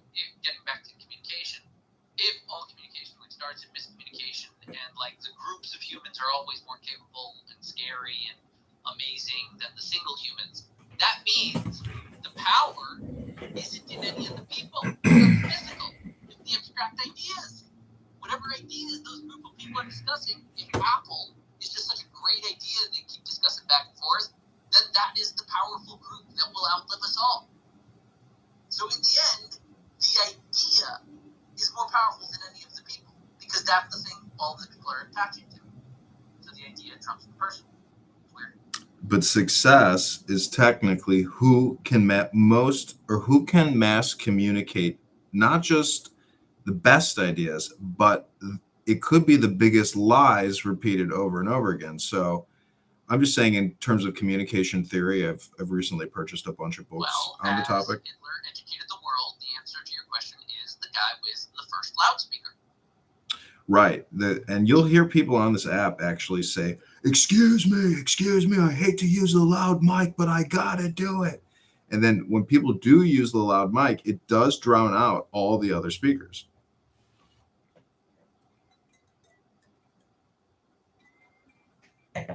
It's the bluntest of communication tools. So there's a book, it's called The Simulacrum. It's acknowledging the mechanical process of the power of the idea, right? A pure, true idea that everyone can see and understand. That's amazing. Everyone will see it. Everyone will be united. That idea will be the most powerful idea, greater than any person. However, I still got to communicate that idea to people, right? Even if I have this perfect idea that's easily accessible, they didn't hear it. They're in the back. If I technologically get the idea further than the perfect idea, it doesn't matter if my idea is perfect. My idea is the first one heard. And I get other principles, right? So, like, first mover advantage. I was the first idea he was thinking about, right? I raised him with these ideas. Doesn't matter how great, perfect, and pure and true your idea is. This kid knows what I tell him. Yeah. That's like the Amelia Earhart. That's the Amelia Earhart theory, meaning if you're first to marketplace, you'll always be remembered as being the brand of that category. So by instilling an early programming, particularly through Orthodox Jewish, educational day schools, you're setting your kid up for a programmatic success because you're giving that individual origin stories to draw from. That's my opinion. It's a fair point. I do think that religion is part of how cultures maintain their history and their philosophy, theology, morality, their grasp on life. And I think that having that over a sustained period, with people constantly reviewing it, taking it seriously, creates a massive library, a catalog for all of the different descendants that will pop up throughout time. Right? They're all trying to communicate to themselves about the past and the future. And so it becomes one large organization through time. Well, what I like to do is mantras, and so I just repeat a word over and over again. And so I think you can do it with any word. And so I was doing it with the word God yesterday in the shower, and I realized that it's really the word go. And then backwards, it's the Kabbalistic dog, which means do. So if God means anything, it means go, do God, or do go. And so, if That's because God is a verb and not a noun. okay, but what did Abraham say? He's like, or God say to Abraham, go, what's the big expression with Abraham? Lech Lech lecha. lecha. So Get out. so that's the technical action of God, which is really what you need to do in this existence for success. And I was crying to this rabbi in Redondo Beach at the Chabad.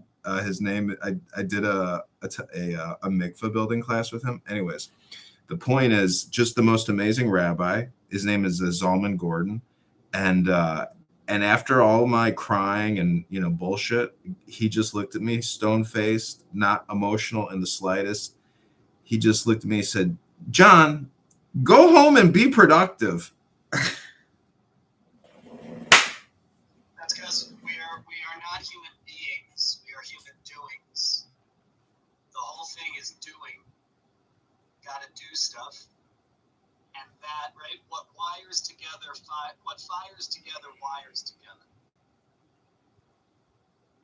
Yes.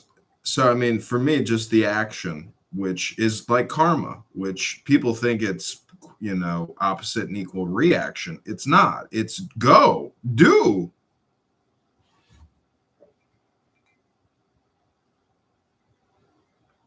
It doesn't have to be opposite and equal reaction. It has to be. But it is reaction. It is response of the universe. So I mean, if you think, when you talk about the whole universe, is that not the true God mechanism? Is it not the all? I think so. Spinoza thought so. Kabbalists think so. So does that mean the universe is? Well, that's the theory, is that the universe or the all is the mechanism of the all or of God. All is all. No, I don't think that's the idea. No, but I think the idea is that all is processes. Meaning that the all is systems. The in all. other words, think about our bodies. Our bodies are simply collections of systems interacting with each other. What I'm saying is, That's what we are. Systems. See, I would look at it differently. If you wanted to say that the universe was like a perfect organism and like this thing was like the eye and that's like the liver and kidney and we all function together as parts of a whole, I'm fine with that. I wouldn't call that God. That's what I'm saying. I'm saying that like my conception of God is removed from all of that. There is a way that all that stuff works, right? Meaning, like, if you are the parts of your body, and you've got your fingernails, your fingers, your hands, your tongue, all of those bits. There is a plan, a blueprint of you that puts it all together, like DNA or whatever. This saying this goes here, that goes there, it functions like that. That's the organizing principle of you. That is the governing thing. Like, I could write a book, and that abstract concept is everything you'll ever do, everything you ever are, and every way you'll ever be. And that is the truth of you, removed from the actual body. So I'd say in the same way with the universe, if you want to say the universe is one giant body all functional together as a whole, then God is outside of that as some abstract organizing principle that controls it. Seems like he's outside of the world, not part of it. Well, that's, I think there are different theistic models, right? You're talking about the sort of very classic one that you might talk about pantheism or panentheism, which I think I lean towards, which is we are the consciousness of God. Humans and the universe is actually God's function. Now, that raises a question. Who created it, right? That's a question. That one's tricky. I don't like that answer. There's like some weird, it's a cute, elegant. I think it's kind of actually a Hinduistic answer to say that yes, we are the consciousness of the universe. Yeah, because I think consciousness is fundamental. I don't That's fine. If consciousness is fundamental, that wouldn't be us being the consciousness. It would be like some iteration of some small portions of reality being conscious. Well, can I just interrupt real? We are expressions of the shared original fundamental consciousness. Can I just interrupt and interject that amongst Judaism, Hinduism, that basically in Hinduism, God created reality with the Hebrew letters, manifested magically through those letters. If you look at Hinduism, I'm just trying to say that the world religions are essentially expansionistic, but God recedes. So the all or the universe is really a thought-averse, because we're here so short, just a few hours, and then we disappear. Everyone in this room is going to disappear in a couple of hours, literally. I mean, it's not many hours. You're on an expiration clock. Yeah, but why should the fleeting moment of now feel any different to you than all of the fleeting moments of now you've lived through already? Well, I'm saying that the now is all there is, and this is the synagogue of Satan. Yeah, but what about all those nows it was? You had those. You remember them. Well, was, Tao, Zen, you, God. I believe in a 3-letter word conspiracy. I think that's the real meaning of the Trinity. Whoa. God was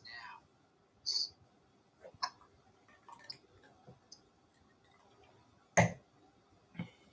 So in terms of Hollywood and screen scripts and content, to me, this is how you create great content: is you use these source words from origin stories to create even AI images. I've been creating AI images of the I, EYE, about love, and the AI images coming out of my Copilot AI, generator are incredible, and I'm getting a lot of views on X with all my artwork. Actually, your symbol, I inspired me. I should try to create some sort of Damocles Copilot images. See what comes out. That's cool. What do you mean by like Copilot images? What does that mean? So it's an app. It's called Copilot, and it's just basically an AI generator. You just tell it what you want it to make. You just like make a bunch of images of a certain style. So you create a prompt or a command. So I'm going to say create AI images. Sword of Damocles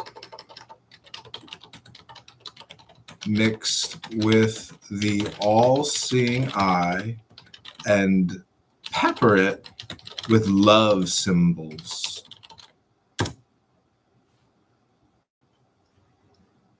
Oh, brave new world and wondrous people in it. I mean, imagine trying to create AI images of the greatest scenes in Jewish history. Yeah, a friend of mine does that. I've seen that for his Torah blog. Oh, this looks really nice. I've seen some incredible, Hasidic paintings. I bought a book by a Hasidic artist, and just like the pictures of shtetl life and like the beauty of it, but also like the background of the beauty of what they're doing in their humble houses. I mean, America, my grandparents came from Kyiv, and they went through Ellis Island, and I have their Hebrew Bible, and everybody got murdered over there. They literally got out with nothing, sitting on a boat, just like the movie Godfather 2.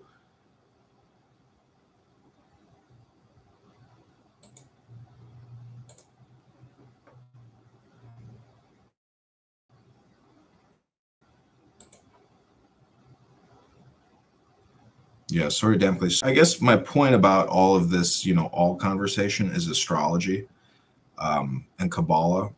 But, that's why I say magic or wizardry is inherent in the symbolism, especially when you look at history, the 1600s, and really Dr. John Dee, who was working with the Queen of England and doing this Kabbalistic angelic symbolic communication,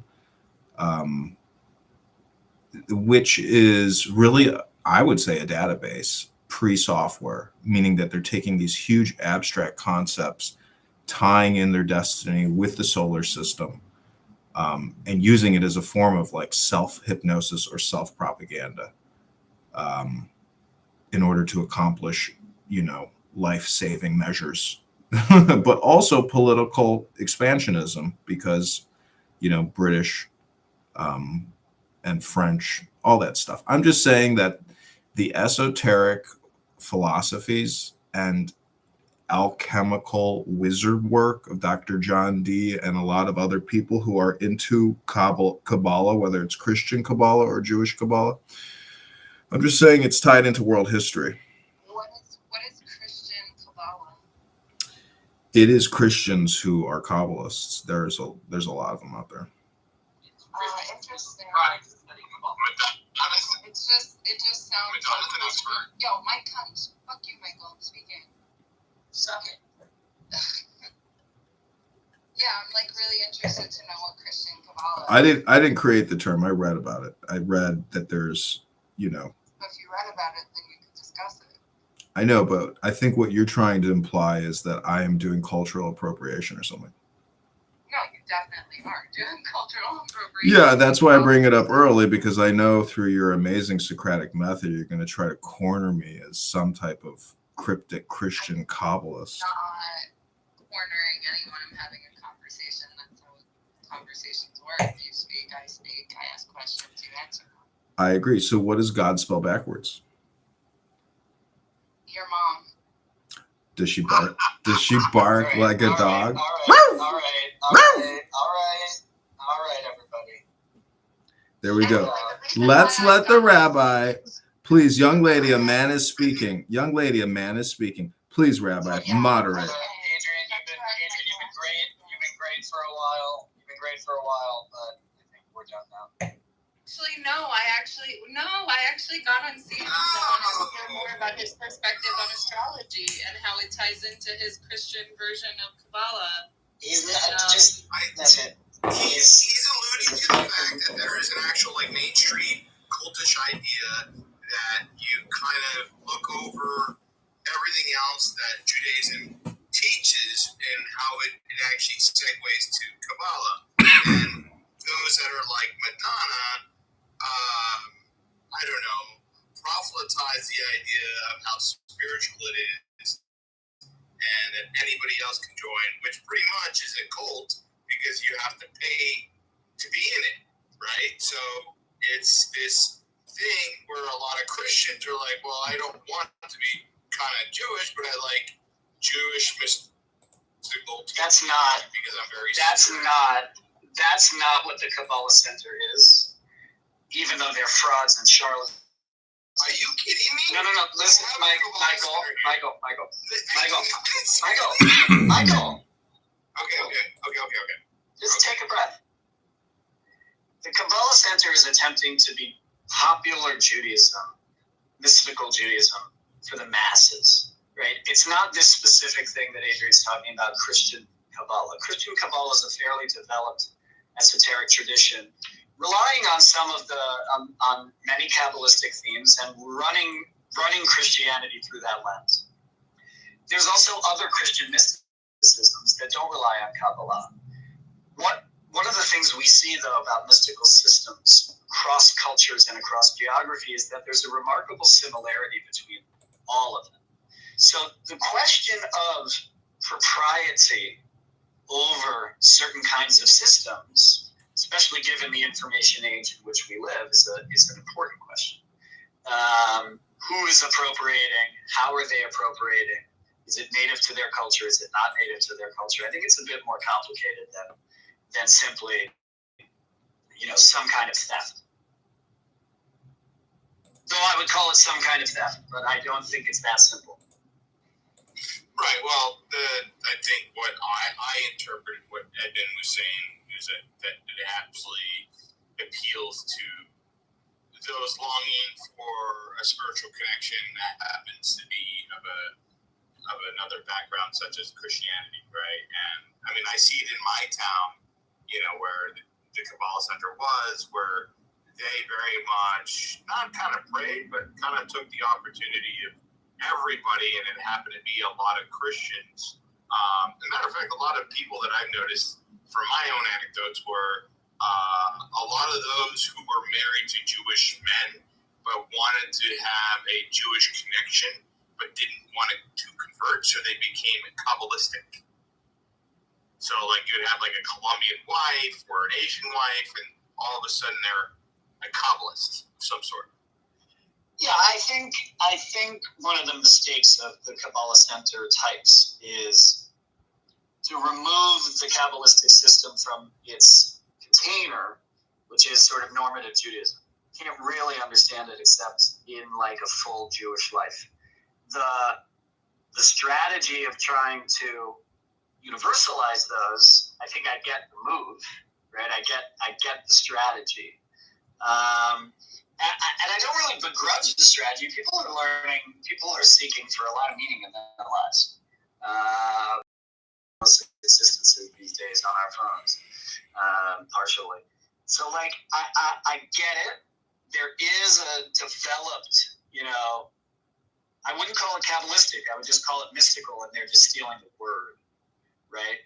I haven't seen Christian Kabbalah use words like typical Kabbalah. Like, they're not using words like Tzimtzum or Chesed or Tiferet. Like, I don't see them using classical Kabbalah. They're just saying it that it's mysticism. Yeah, I don't see that. I totally agree. Once again, I think it's those that are Christian that are seeking an alternative. That it's those that are Christian and leaving the Christian faith, but want something else aside from just the typical monotheistic kind of idea, right? That you're just looking for something a little bit more mysticism. So they happen to be Christian, and then they follow those teachings, right? So it's not like, there are teachings of Kabbalism in Christianity. It's just those that are Christian that looking to seek, mysticism. Maybe.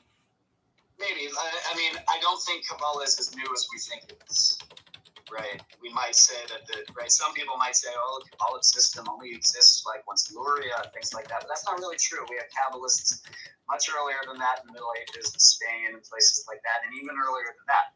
In fact, most academic Kabbalah departments are going to argue that the roots of the Kabbalistic system are from the 1st and 2nd century. So there is a claim that I think Christians can make if they want to make a Jewish roots argument. There is a partial claim to say that those could be inherited traditions from the earliest stages of rabbinic Judaism, even before. I don't buy that claim, but I think there is a way to argue that.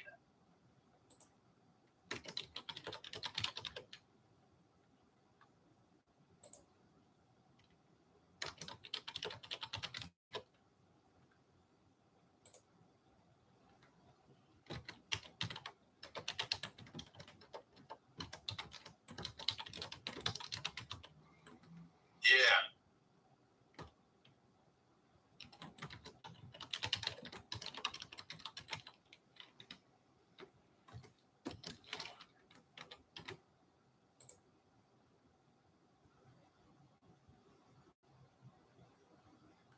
All right, I gotta go teach some Jews some things. Thank you, Reb. Yeah, for sure. Look, it's not a simple thing, and I think we should be mindful of this kind of misappropriation. We should be, but we should, I think, describe it accurately. I think there are much more dangerous ones than Christian Kabbalists, personally. I think, like, Hebrew roots, Jews for Jesus, Messianic Judaism, I think those are much more. I think we should call out hypocrisy wherever it is. That's my belief. I wasn't saying, if someone's going to say something and lump it together with Judaism, I think it's my job as a Jew to kind of call it out. I think it's nuanced, and I think it's there's a lane for everybody as long as it's not destructive to others, and just that's it. Stay in your... hold on, Michael. איתן, איך אתה מרגיש? היי, תודה רבה. תודה ששאלת. Thank you for asking. Okay. Thank you. בבקשה. Thank you too. Yeah, it's been a rough week, but it's just gonna spend time with some people. Just gonna get.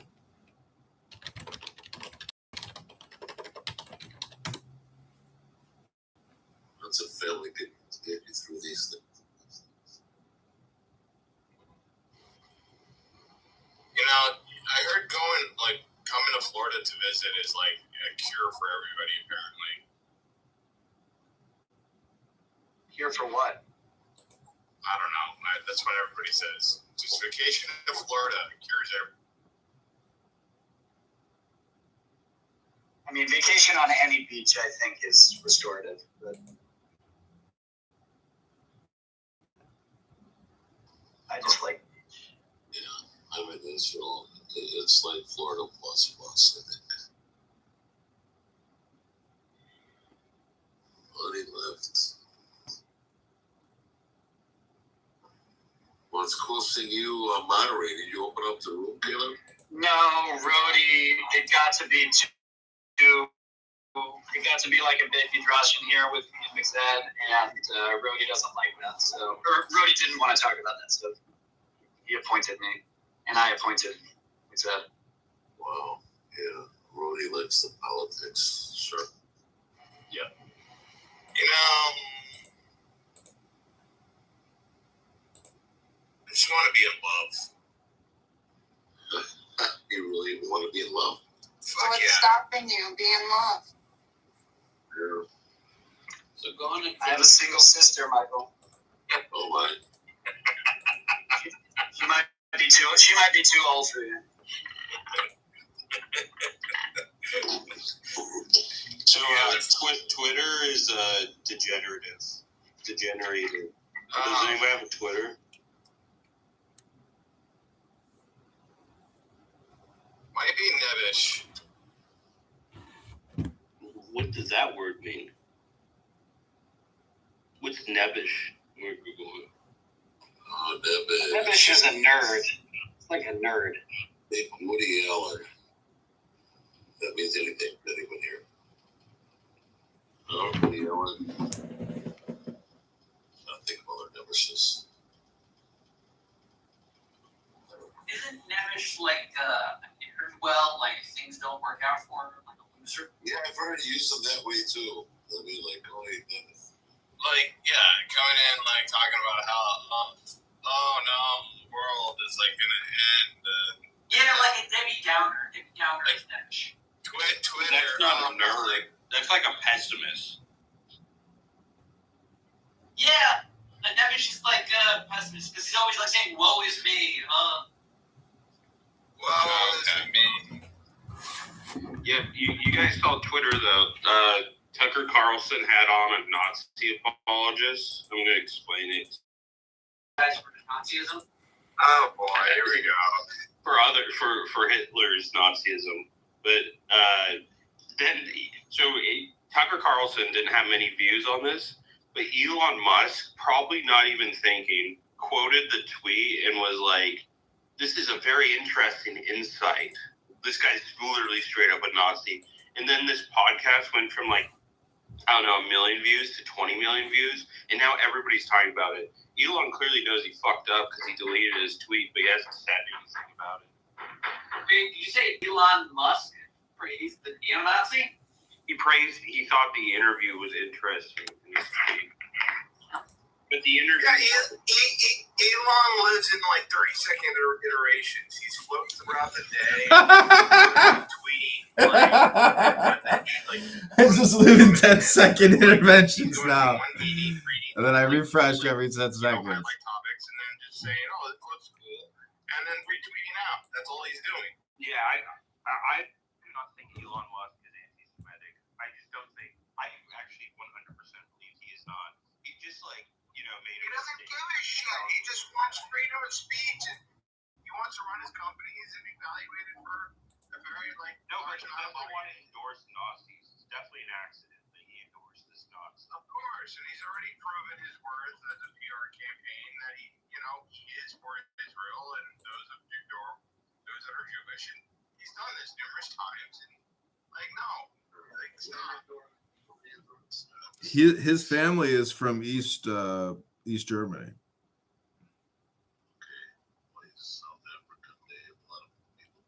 I'm not saying he's an anti-Semite. But I was laughing at what somebody said that he lives in 10-second intervals because, I create a lot of these YouTube reels and there's 60 seconds or 15 seconds. And my point is, there's an expression by Alan Watts. He says, you're under no obligation to be who you were 5 minutes ago. But you could also say you're under no obligation to be who you were 10 seconds ago. And so it's just basic. You're still going to use the same language and same memories. You are kind of bad. I know, but you can upload new information into your brain by reading books. Yeah, but you'd only be updating your brain stuff. All the crap is already in your brain. You're still you. I get it, but you're adding to it. Is the soup? You have to be your same person after 10 minutes. Well, you're generally the same person. There's no escape. Generally. But what I'm saying is if you have a soup and you fuck up and you put something nasty in your soup, it ruins the whole fucking pot. Can someone tell me who he endorsed? Trump. Elon Musk is 100% behind Trump. 100%. He just interviewed him and had the biggest X experience ever, and he's giving him supposedly $1 million a day. Yeah, it's called X Spaces. I don't think that's a big shot. It's social audio.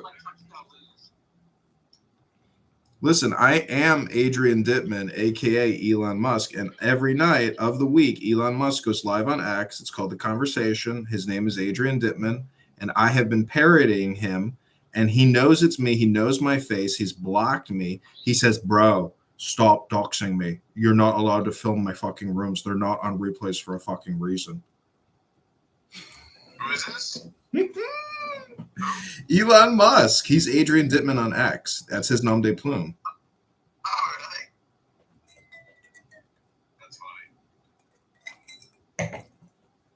Yeah, imagine me who's been recording Clubhouse for over 4 years. I find out that Adrian Dittman is Elon Musk, and next thing you know, I start opportunity costing, what I'm listening to and what I'm recording. And turns out everybody on Clownhouse, except for some of you gentlemen, are not worth their time, in terms of me hitting a button. So Adrian Dittman is my gold. My videos of Elon Musk are going viral because he's a fart. He's just a human being who eats and farts, I just threw my I become the bot of this world. I agree.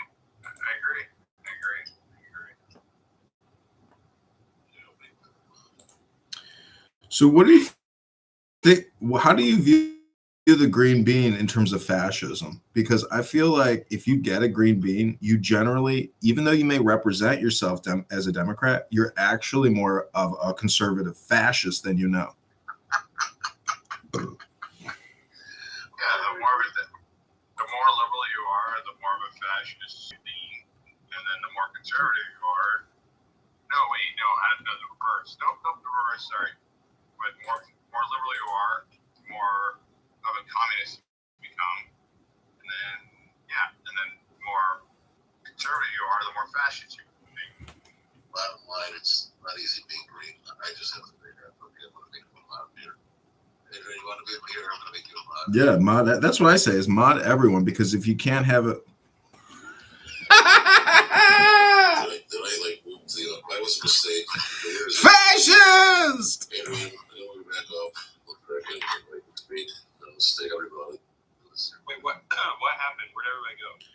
No, I do that all the time. What I'm trying to say is that everybody should technically be modded, because if the room falls apart because somebody has, word vomit diarrhea, then the room is just, it's kind of pointless anyways. And so platforming Jew hate on this app is a syndrome And I think a lot of people give a lot of people grace to let people platform, but I always shout down the platformers. That's just me.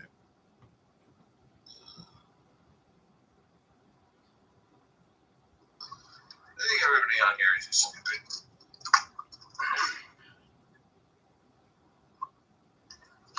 I don't pay any attention to anybody on this app. Buenos dias, everybody. Buenos dias, ¿cómo estás? Dame la papita. Oh, you're looking good. You get rid of regret modding me. I'm just kidding. That was a joke. That's chill. Right after I said that, I was like, they're going to move me down. Don't do it, please. We got Adrian as a mod. So I guarantee you that this room will bring in a Jew derangement syndrome. Like someone in this room probably has JDS, or we're going to bring people in who have JDS. Adrian,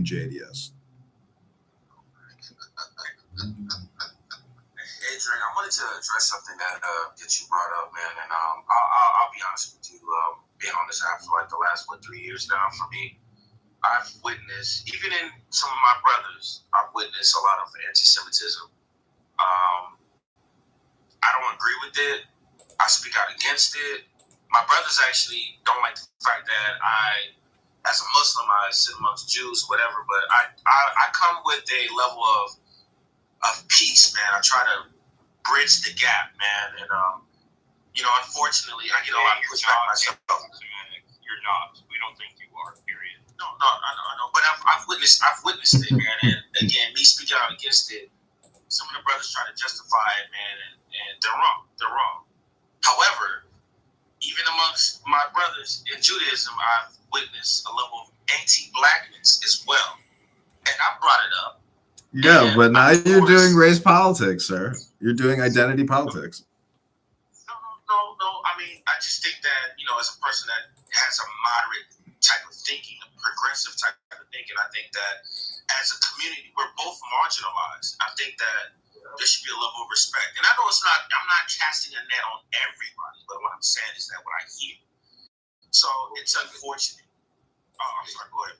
You might be the guy to ask that, or I don't know. You notice when they start talking to the groups, and then it becomes what we call the oppression Olympics. Like we suffer more, nobody suffer more. Now, do you think that's two-sided, or is it one side, initiating this competition? Well, here's my response to that. This is an analogy that I've made up. If you see two dead people, are you going to say which one is more dead? No, they're both dead. So something that is wrong, it's wrong, regardless who suffers from it or whatnot. The fact that it happened, it's wrong. You know what I'm saying? So that's how I'm getting it. We agree with you. I just think that, kind of what Eitan just mentioned here. I do see sometimes online, not necessarily on Clubhouse. I don't come on here too often, but black people kind of saying that us Jews didn't go through any oppression, and they kind of point to us being successful today.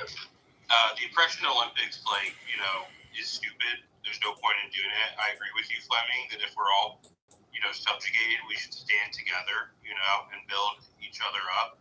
But I don't really see, Jews engaging, I guess, in this oppression Olympics that I know of. Someone can correct me if I'm wrong. The most famous example would have been, what's her name? Ruby Goldberg, out of all people. And, you couldn't use the word race. It was territorial for her.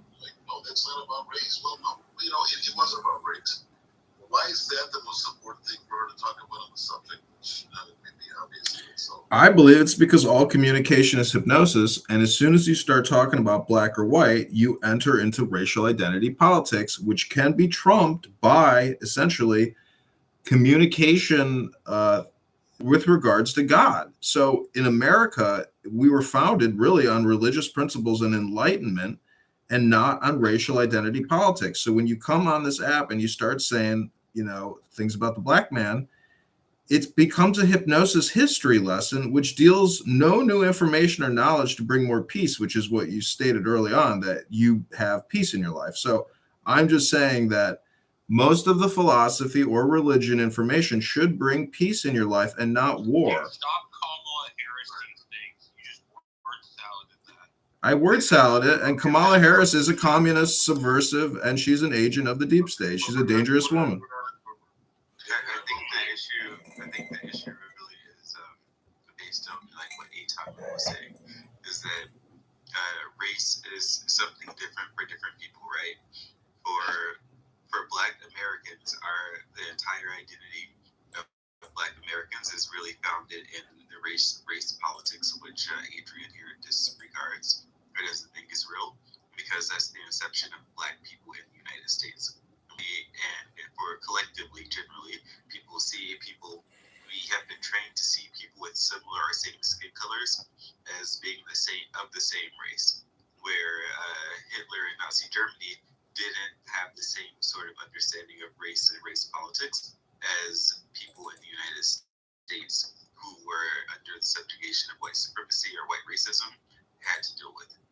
Okay, but that's great, because Agent said this was really great thing that you said, and that is something that I wish I could hear in any dialogue that we have here. If anybody's been to college and they've taken like Composition 101, or they've been in like a debate team or something, there's always a point where you acknowledge what your opponent says. You're like, well, although this could be seen as and then you respond with your own logic.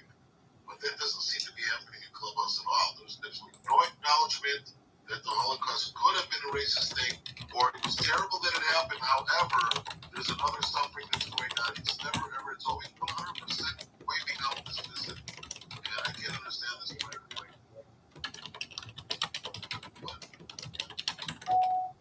Wants to say something, Daniel?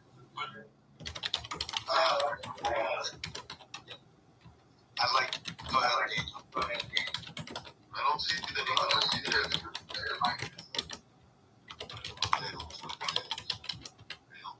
Mute yourself, Eitan.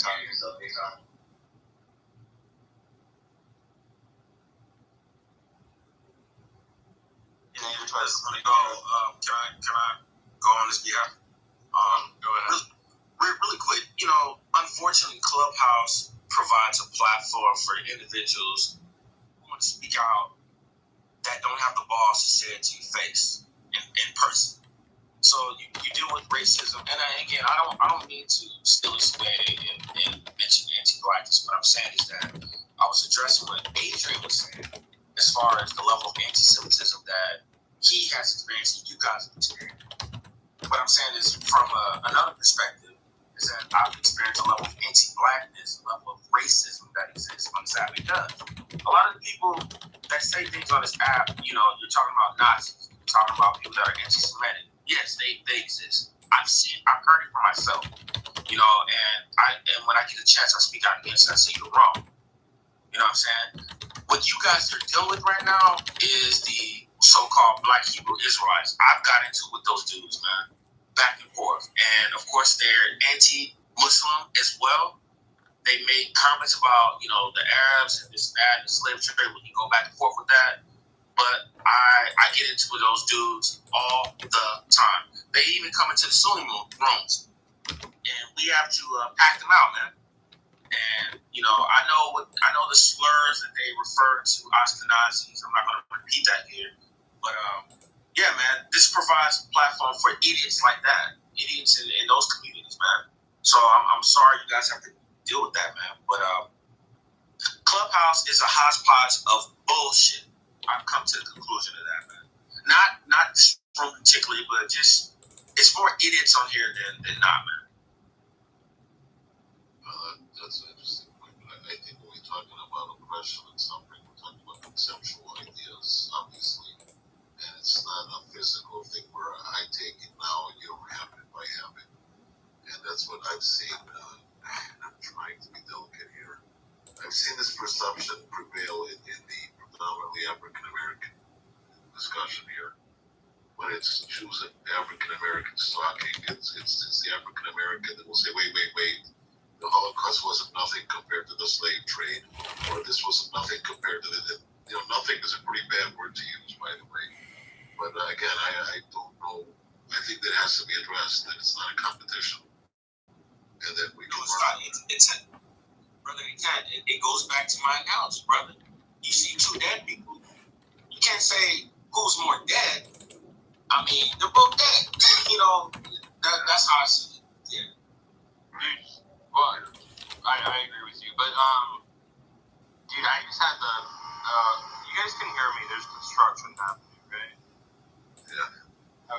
Okay. I was just on Twitter, and some dude was going on about how Hitler's not a bad guy, and I just responded with a one-sentence response. Hitler, it's anti-Semitic to believe Hitler wasn't the bad guy. And some Jew just responded and said, did some Jew tell you to say that? Dude, Twitter's crazy. I just called him a retard. That's what I do. But, yeah, I don't know. Fleming, we have to, us Jews, deal with, like, a lot of that shit. That, like, you know, our suffering can't be suffering. If our suffering happened, it was either our fault or it was a good thing it happened. And actually, it was probably our fault. We're the ones who caused it. And the good guys are always on the other side. This is how, you know, these people think, you know? And it's like, I don't think that, like, I don't see black people doing this on Twitter. In fact, I only see white supremacists, you know? So I can believe that you hear anti-blackness. I'm not saying that I don't see it, but I don't see, like, you know, I do hear about, like, black people being anti-Semitic. I don't see that on Twitter in comparison to, like the white people on Twitter are terrible, you know? And they're probably the ones who are also racist against black people. So, you know, we both kind of have the same people cascade us, you know? But be honest, how can anyone come on this app day after day, week after week, month after month, and have Jewish derangement syndrome where all you really do on this app is talk about Jews? It's very strange to me. There's some people whose identities are entirely entrenched by Jews, right? So Hebrew Israelites, their identity is to subvert Jews or Judaism. So are some evangelical Christians, are hardcore Christians. And then you have the Palestinians who believe that they were subverted by Jews in the land that they call Palestine by Israel. So this is why you have these people with these identities, right? It's either one is subverting the other or is being subverted by the other. So this causes, like, a lot of things. If you listen to what people are actually saying about Jews, a lot of, like, the Hebrew Israelites, they're crying about not being recognized as real Jews. The Palestinians are crying about the idea that the Jews have robbed them of the idea of having a land of their own or in their own country, even though they had the opportunity to have a Palestinian country, but they rejected it.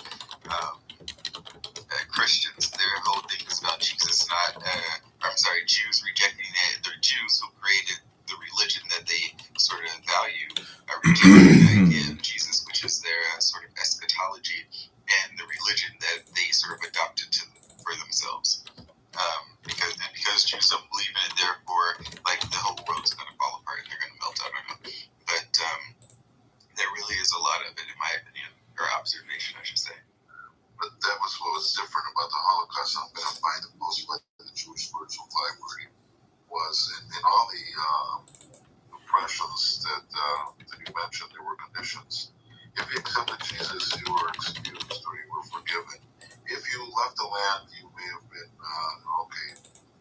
it's over. But with the Holocaust, it was unconditional hate. There's no conditions attached to it. You could have converted. You could have been the best German. You could have been 3/4 German, and you could have had a bunch of medals. And they were out there. You could have lived in some remote island in Greece while Germany was losing the war, and they had no time, efforts, or resources to capture you. They'd go for you. The Holocaust was something different in that respect. Right with Micah? No, I agree with you. I heard you. Yeah, I agree with you. It was unconditionally. Let's not forget the echoes to those that are not here. So let's not forget what the narrative is, what Eton is talking about. I mean, it's absolutely true. Like, I think we tend to paint different narratives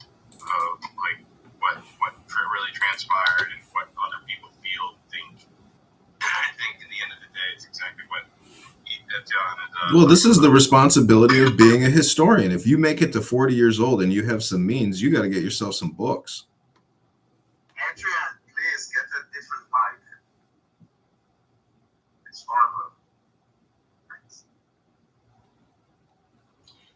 I think that one of the things that is going to eliminate anti-Semitism is space exploration. And think about it. We finally make contact with other beings, right, on a different planet. When they ask you, where are you from? I don't know about you, but I'm going to say, I'm an Earthling. I'm from planet Earth. Is this like an Anunnaki thing? This reminds me of you ever see Mel Brooks? The Jews are in space. Space Jews, yeah. Yeah, that was a funny movie, right? But what do you think of this quote from Jean Paul Sartre that said, which I quote? Sartre was a communist, fuck him.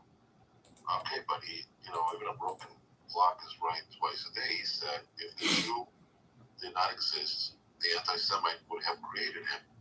Now, what do we think of his comments?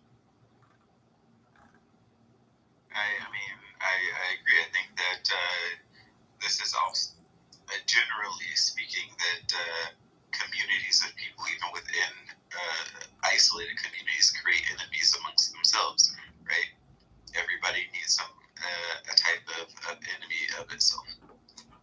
Yeah. Well, again, I don't want to take away from anyone else's suffering, but anti-Semitism has a few special qualities to it because there are two books out there. They're bestsellers, okay? The Quran and the New Testament, which I don't know if they're like their whole pathway is condemning Jews, but there are lines in there that have caused people to hate Jews, and these books are going to be around, and they have been around. And it means someone in New Zealand who just does his sheep all day, or someone in Iceland that has never seen a Jew in his life, he already hates Jews, okay? It's not the same thing like when we talk about immigrants coming in, taking our jobs or something. Again, I point out this is unconditional hate. What can you do? And Hermes has brought up and said, well, if we go to space, maybe they will hate Jews. But what do you say, Hermes, or anybody? I think is unconditional. What is unconditional? The hate or acceptance? Again, I think the Jews are the only people that have been hated without ever actually known one at all. There are people who have never known Jews, have never seen a Jew, nothing. But yet they still know that they hate Jews. Hermes, I do agree with you though. If there are aliens, it will create a frame around all of these racial identity politics, and it will negate a lot of bullshit because there's now another species of intelligence. But I think that's so far out, it's just a ridiculous hypnosis. I was going to say someone else. I mean, so the fact of the matter, Eitan, is you're right. Most people don't even know a Jew. We're like, 0.2% of the world. Most of us live in Israel or in the United States. Actually, 90% of us do. And of the people in the United States, we all live in the same cities: New York, Miami, Los Angeles. Around each other. We join these rooms where it's all of us Jews and women, and maybe somebody else in here isn't Jewish, But the reality is, most people aren't going to meet us. So most people that hate us haven't met us. I mean, just look at the Middle Eastern countries. Those are the most anti-Semitic countries in the world. And there's no Jews living in Yemen. I don't need to tell you guys that. So, I don't know. I guess you're just making, it's just a scapegoat, Make a scapegoat out of somebody you'll never meet, We should take the playbook from Never Mexico. ending emails. Because, what I find so ironic, like you pointed out, here in the States and in Israel, there's a lot of Jewish people, clearly, right? But Mexico elected their first woman Jewish president. She's a liberal. She's not Jewish.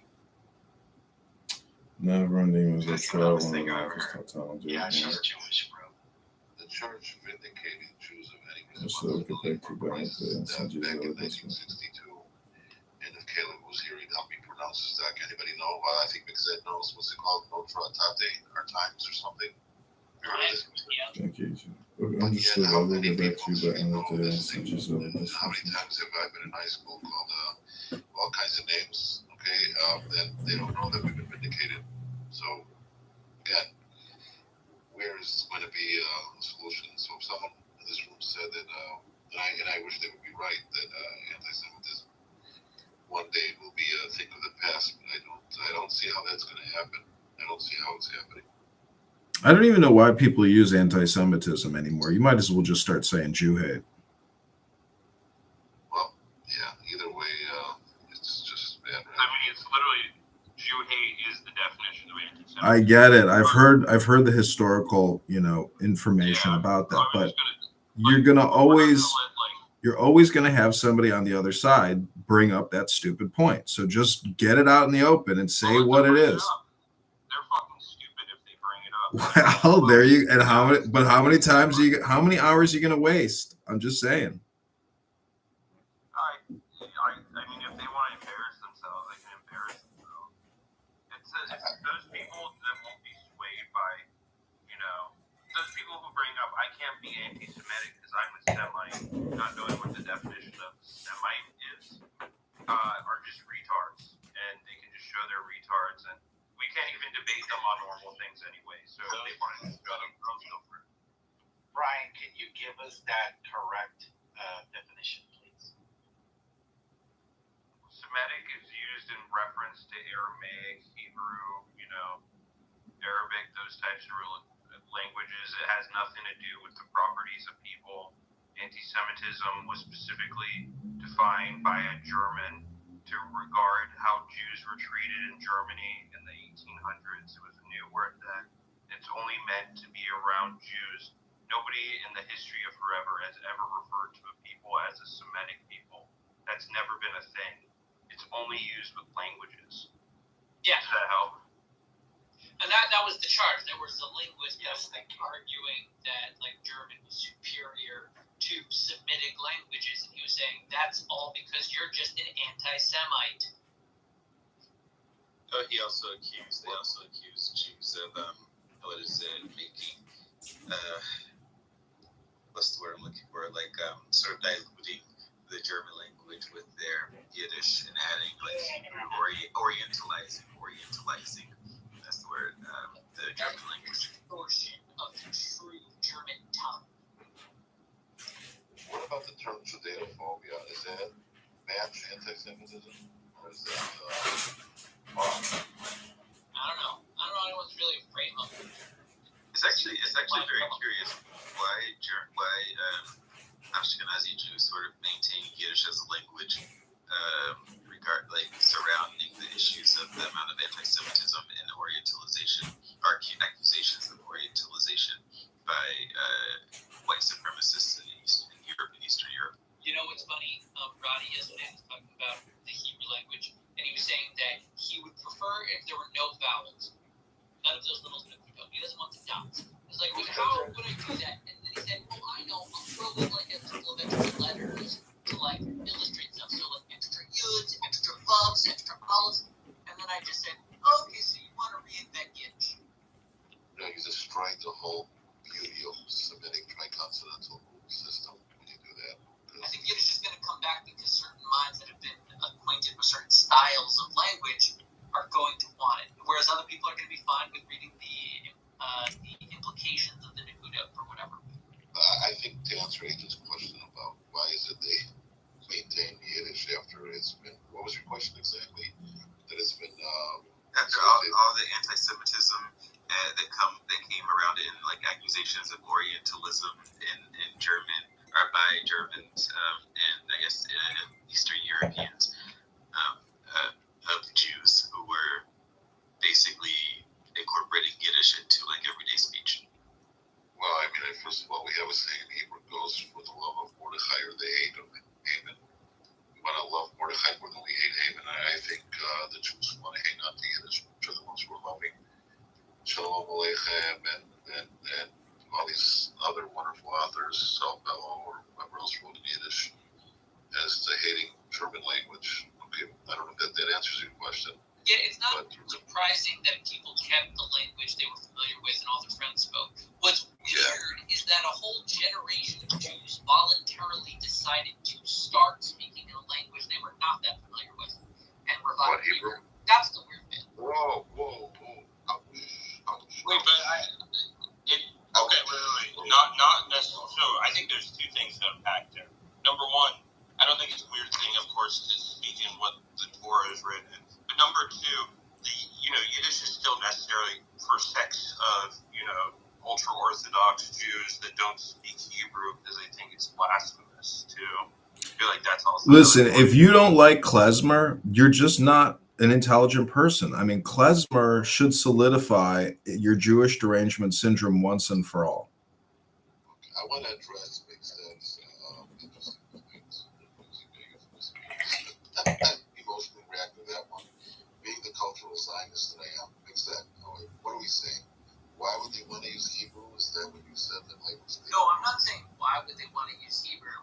I said it was strange, weird, aberrant. It is very strange for people to revive a language and make one whole cloth. Like, they grabbed it, they took it. And it's not like an easy thing to adopt a new language and revive it from the dead. That was the hard choice. They did that in part to unite all of Judaism.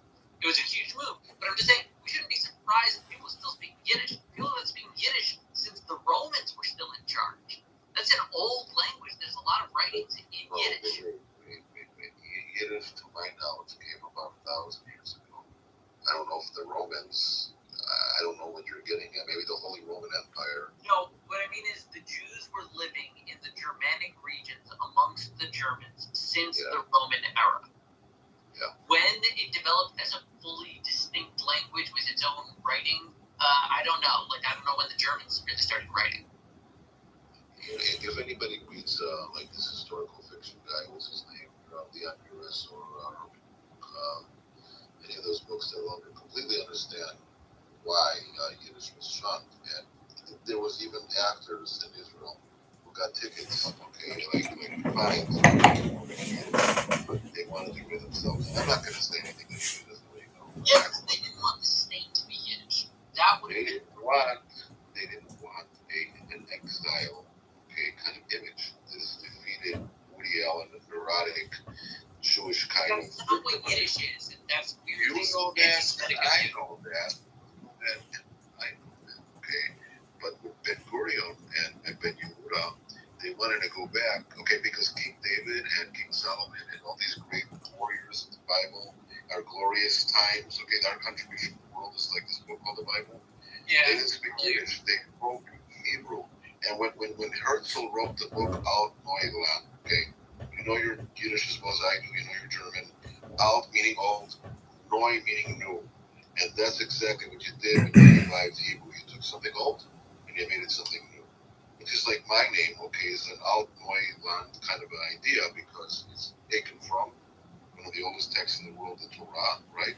But it's new because it doesn't sound like these standard exile names like Moishi and Mori and whatever else. So it's got two things simultaneously going on, and that's what the revival of Hebrew is about. And this whole image, they wanted to make it a biblical kind of ambiance. They even in Israel initially and the radio they spoke like in Yemenite, kind of like the glottal sounds to sound more biblical. And again, people don't understand. There's this guy, Elon Poppy. Are you familiar with Elon Poppy? Rings a bell. He's extremely left, anti-Israel, he says.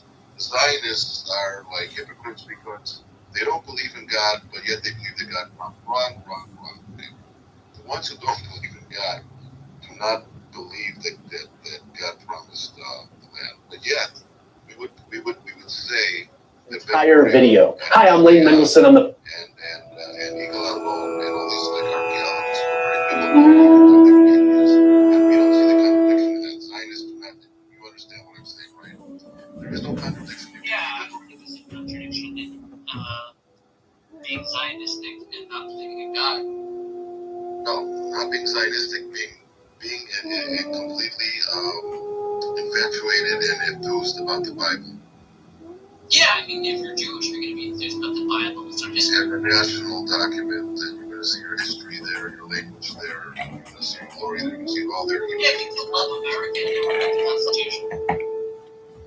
Okay. But if you love America, it's more likely you're going to be interested in the Constitution. And if you're really like jazzed about starting the Jewish state, you're probably going to be curious about the history of the first Jewish state. If you love America, I would put this differently. If you love America, you likely love the Constitution, even if you haven't read the words. I haven't read the words word by word, but I know what's in it generally. You know? You're the mastermind of forming a Jewish state to resolve a current, modern, horrible crisis of pogrom in the Pale. Then you're going to be thinking about the original state for the Jews. The original state for the Jews being the Davidic monarchy. Agreed. Okay, but it's beyond the physical. Okay, we're talking about something psychological here. We're talking about the psychology of, you don't call it the exile, you call it the diaspora, and there's a reason for that. And you know that reason. You want to share with everybody? I don't know what reason you want to say. Go ahead. Because the Zionists believe, okay, there's the galut, okay, that's the exile, that's victimization, right? And then there's the Geulah, which is the redemption. Fine. Now, you cannot have an exile if you have redemption. It doesn't mathematically make sense. Yeah. So what you have now is a dispersion by choice. And when you have a diaspora, that's exactly what the word is. That is by choice, not by exile. Diaspora is not by choice. It's just a broader term. Exile would be that you were kicked out. In practice, maybe that's the case if that's where it came about, but in practice, diasporas are generally kicked out. Like, look at the Iranian diaspora. They were kicked out, many from the Ayatollah. Yeah, that's what I'm saying. Diaspora is a broader term. Again, you're all making perfect logical sense. If you're going to use a dictionary word, I'm using the dialect of Zionistic dialect here. There is a leap from exile to diaspora, no matter how we define it. Yeah, but you're making is that if they actually have a sovereign state, they're no longer denied by God. They're not exiled. Again, Zionism is about you're not a victim anymore. You're not a victim, and this is why mentioning Sartre one more time. This is what he loved about Zionism, because it completely proved his existentialism, being that nobody has an essence. They choose along the way. They exist first, and then they form their essence. And this is what Zionism has proved. We are not these schnooks. We are not. Yeah, but look at the word diaspora. I mean, it has the word die in it, and that. Okay, you guys are talking over each other. Yeah, I think you're making a mistake in delving too much into the psychological programs of the past. Right? They're telling you, don't be the Nebuchadnezzar Jew. I don't know if you're a Nebuchadnezzar Jew. And what's wrong with that? And why are they trying to build this type of model? Whatever kind of image of a strong Maccabee Zionist that they built in the early 50s. Is that true, or is that just programming from Grandpa? I mean, we could get into this topic if you want to, because I just downloaded a book called Acting Jewish. It was written by a Jewish guy about 100 years ago about marketing the Jewish image on American television and theater. Right. If you could send that to me too, I'd appreciate it. Yeah. Why? It really created the hallmark for the El Normals in the world. Yeah, but you have to look at Judaism also through an esoteric lens, and the word diaspora is also about ego death, meaning Amcha Yisrael. It doesn't matter whether you're in the actual land or you're outside of the land, Amcha Yisrael. So the diaspora is about ego death and being one with the universe. That's my opinion. Okay, now we're going on from defining Zionism to defining diaspora. Okay, and I appreciate that input. So what did you say at the end of your sentence? Something about, what did you say? What was that? What you said, do you remember what you said, Adrian? You didn't remember what he said? Okay. So anyway, yeah, I mean, we are getting deep into Zionism, but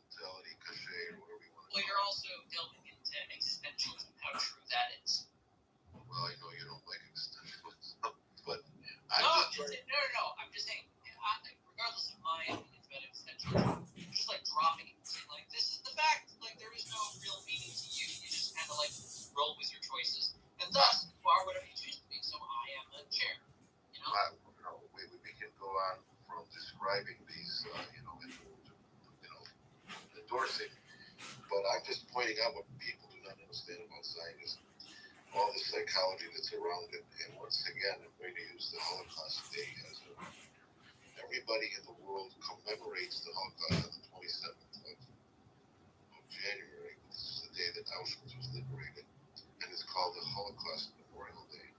But in Israel, it's called the day of, and it's on the it's in April because it commemorates the Warsaw Ghetto Uprising. You see the emphasis here. Warsaw Ghetto Uprising, and it's called the day of memory and Holocaust and heroism, right? When somebody said it's like algorithm, it's the Holocaust and then from getting up or from like rising up or from I don't know exactly. Okay, Puma is one way. They also say Puma. They use both. Also Puma, yes. Also heroism. And I think that if we have to get out of our victim mentality as Jews, we have to understand what these Zionists want from us, or what we want from ourselves. And I think that's already in play. But it's something that I don't know that this will be able to So, by the way, same goes for the Memorial Day that we have not forgotten about, but for the soldiers, that one day afterwards we have Independence Day, so we sacrifice the days in order to get this. It's like one day after the other. Exactly, and that's exactly the point. Exactly. And also when they finish their term in Saudi, they go up to Saddam. They still do this. They say nothing much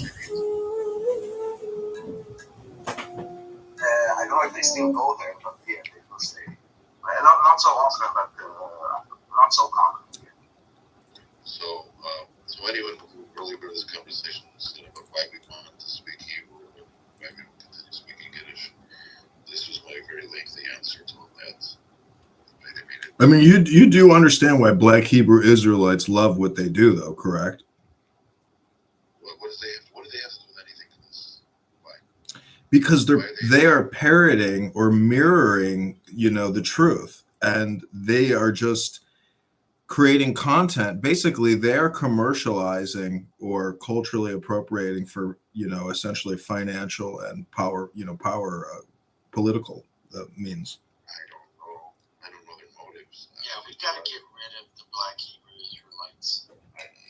I think their logic's ridiculous, but it might be intriguing for cognitive psychologists to see the power of denial and how one really can lie to themselves. It's just unbelievable how this is taken off. I mean, to really think that people who are really descended from West Africa and who do not look like anybody else in the region that they're talking But you got to understand, they're drawing from an origin story. So what they're doing is technically, it's fraud, but they are still drawing from the origin story, which is really a universal origin story. It's called wishful thinking, and some might say, and I've been told this, that the whole Jewish chosen people idea was a coping mechanism, and they're just cut and paste and stealing someone else's, coping mechanism. It worked for us for 2,000 years. It's gonna work for them too. That's what's going on in their subconscious. I don't know. Well, it's the hate that they spew, which is the problem. The hate that comes out of it. It's supposed to produce peace, not hate. They're using it and inverting it, and that's what they say about the Torah. I mean, if you read the Shulchan Aruch, it says in the very beginning of the Shulchan Aruch, do not share this with anybody.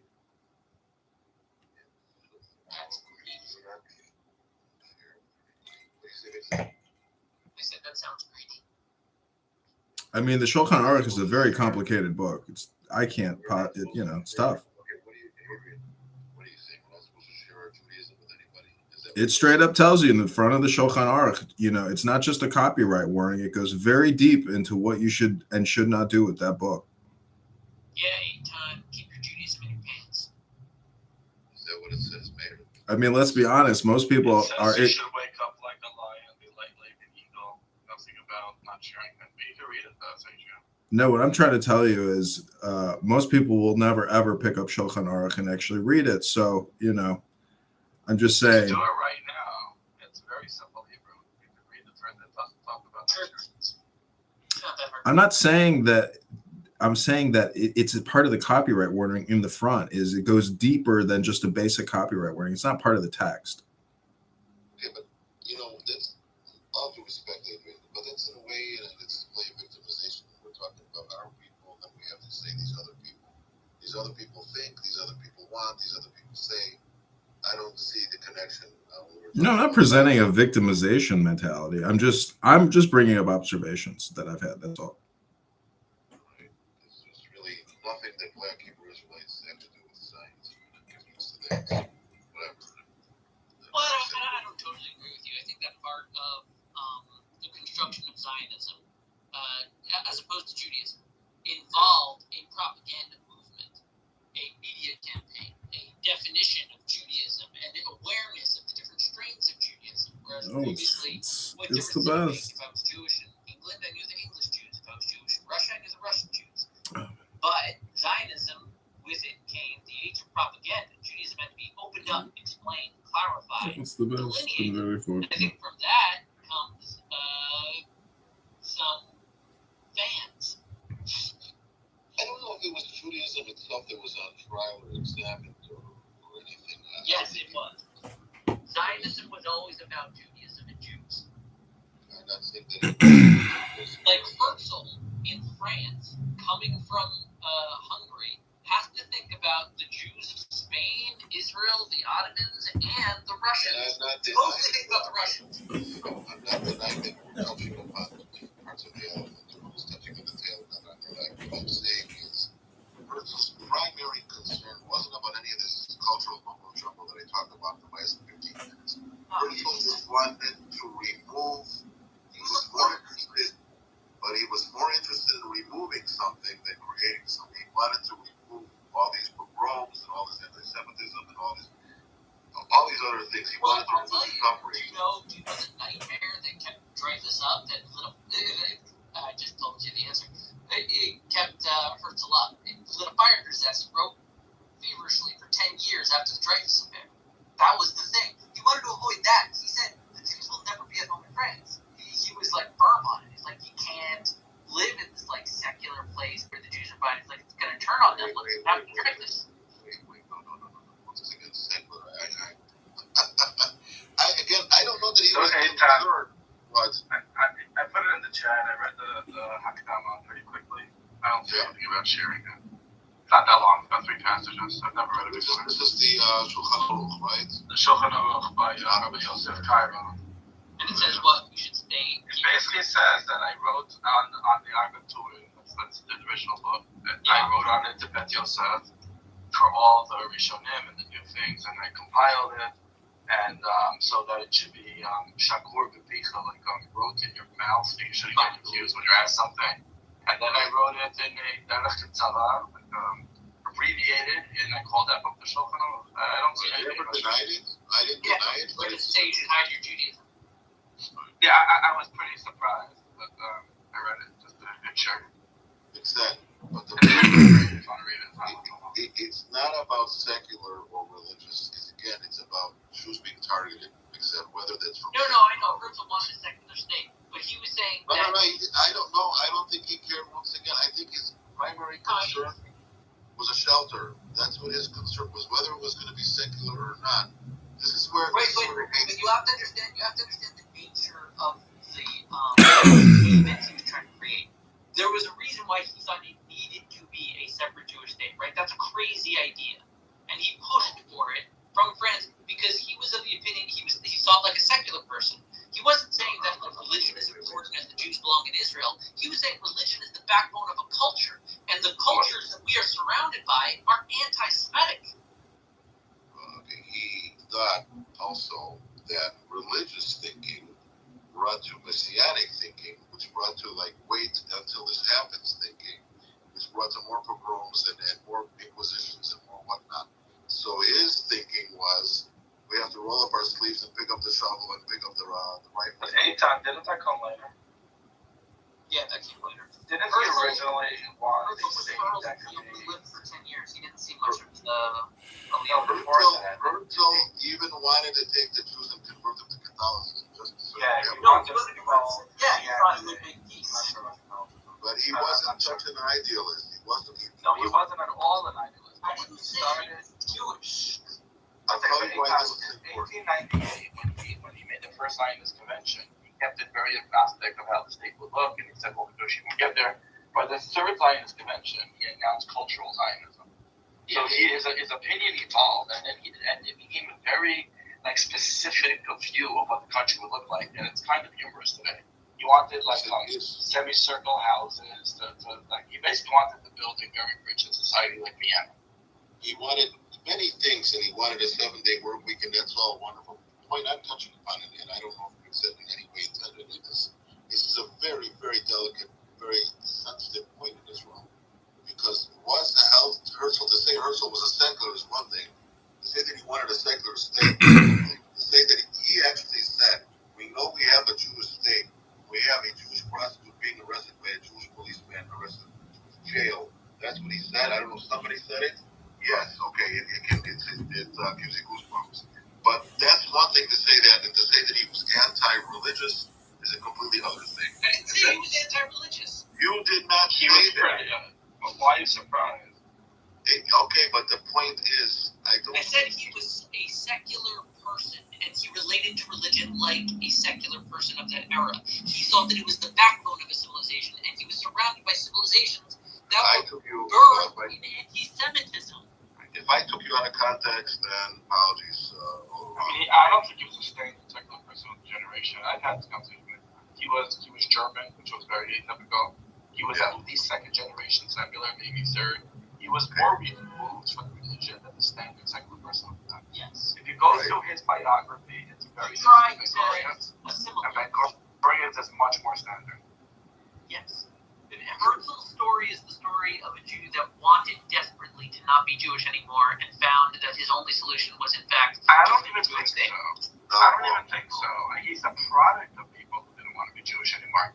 He didn't even know that Zionut was a good idea until someone told him. He didn't want to be Jewish either. He tried to convert. Wait. Let's distinguish here. Let's make a fine point. Did he not want to be Jewish because he despised Judaism? Or did he not want to be Jewish because it was a synonym for being a victim? And that is it was a synonym for being a victim. The point is brainwashing. But he's a later generation. That's what's odd. Most of that generation was navigating secularism. Yes. He was born in. Why can't you just say he was a Kabbalist? No, he was firmly secular. That's what I'm saying. He was living in France after the Jews had been emancipated, generation or two after. They've been through many revolutions. He's loyal to the state. There are Jews serving in the military. It's like the modern age. And he sees Dreyfus and he goes, holy shit, we're fucked. They're still the same people. Just because they're using the metric system doesn't change the anti-Semitism of the past millennia. Well, I read a book about Herzl. At the very end of it, the last page, the last word is colossal.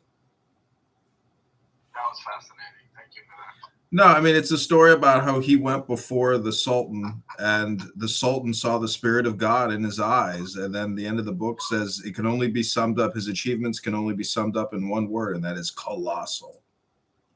Well, but he was an amazing writer and an amazing speaker. He galvanized the Jews of that era to really get up and do it. And he was the speaker on the topic. Okay, well, I wish that, in Israel, because there's so many divisions, and one of the things they do in Israel is they commemorate Herzl's birthday, whereas they have ceremonies and whatnot, and there was a very religious, I don't know if he's the mayor of Jerusalem right now, but he specifically made it a point not to show up because his religious background prohibited him from going to this. You can go on eBay or Amazon right now and buy books by Theodor Herzl, and they'll knock your fucking socks off.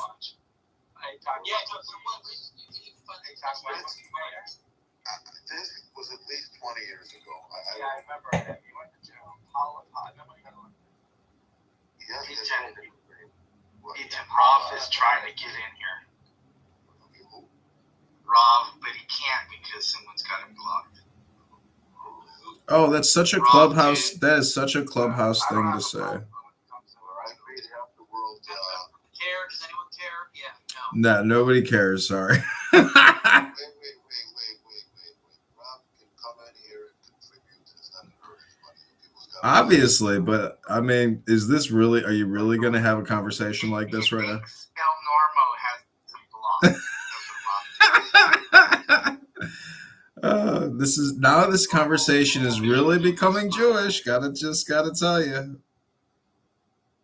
Tom, can you finish that story before I got done? It's a story about Kapolinsky or something. No, it's a P, whatever. I remember when we were listening.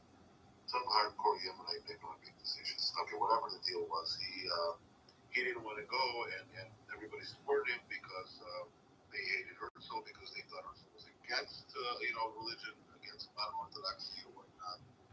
And I think it's the division that keeps being brought up every time, and it's an unfortunate one. So I'm just against it, but it also doesn't really matter what early Zionists thought. Okay, but this guy was against. The difference here is this guy was specifically against Herzl. I don't think he was against Zionism. Okay, I think you're. Yeah, I mean, he's a politician. Have you ever he was against cultural Zionism. Have you ever read? He was against cultural Zionism, so he was against, but he wasn't against the state, though. Obviously, he's not against the state, but he's against cultural Zionism. This is like the typical conversation that goes in circles. It's not, because Zionism means there's so many facets to the term. So cultural Zionism, political Zionism, they're all different. Right. Exactly. And okay. He served the idea of trying to brainwash. And I just remember the leaflets they threw all over the place. They dropped these leaflets everywhere. Right. Yeah. And it was so Israeli and so rude. It was a picture of Tony LaPid. It looked a little weird. And it said something like, since the election, he's been smiling. And if we elect this mayor, he'll finally stop smiling. Magielo. It was the advertisement devoted to him. Right. I'm going to Normal. You there? Normal's not answering me. He's not even in the room. Okay, Normal's going to go down to the audience, so this is nothing hostile. Hello, Normal. Okay. Oh, are you talking about? I don't have anybody blocked, but are you really trying to coordinate? I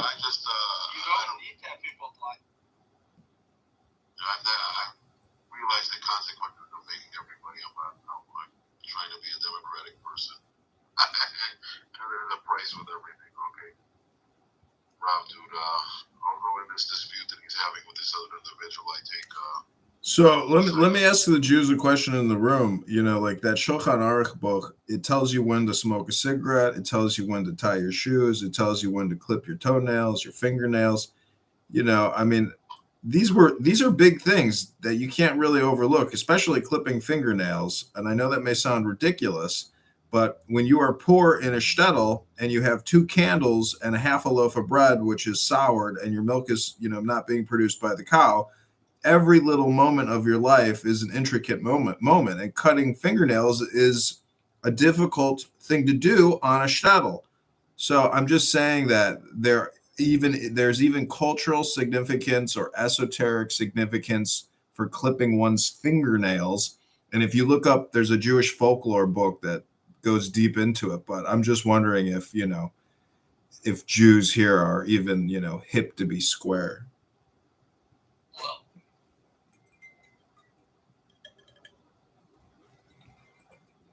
So Asad is an interesting idea. The idea of cultural Zionism. To some degree, it's really Judaism. cultural Zionism is Judaism. Yeah, I mean, this is what he said. So problems in Judaism is always I have a quick poll. Does anyone at all care about either Judaism or Shmuel B'Teach? I like Shmuel B'Teach, and I dislike Candace Owens. Okay, so if you saw nationalism as a way to reconnect Jews to Judaism, putting forth ideas of creating settlements in Eretz Yisrael, filled with well-versed Hebrew speakers and a core adherence to Judaism. He saw the land of Israel and the Hebrew language as integral parts of the Jewish national heritage and not necessarily of religious significance. So even though he might not have had like a religious devotion to Judaism. What he's espousing is, let's be religiously devoted to Judaism.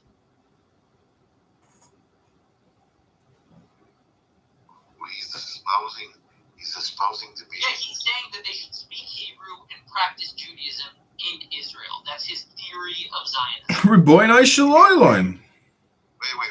Him being again, I lost. I didn't know. Who was him? Herzl? Echad Ha'am. Of course, he was a cultural Zionist, but he had a problem with the political Zionism. He said things that are quoted by Palestinians to this very day. I don't think. Yeah, he didn't like the let's say hyper pragmatic bent. Ribono shel olam. That's why Hashem sent Rabbi Shlomo Karlbach and his minion.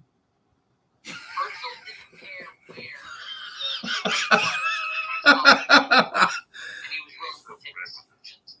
Whereas Echad Ha'am was thinking more culturally. He said that our culture is being destroyed. Like, who cares where we are? One, like, our culture is only Israel. It can only ever work in Israel. And that argument is sound, and Herzl was stupid for not even thinking it through.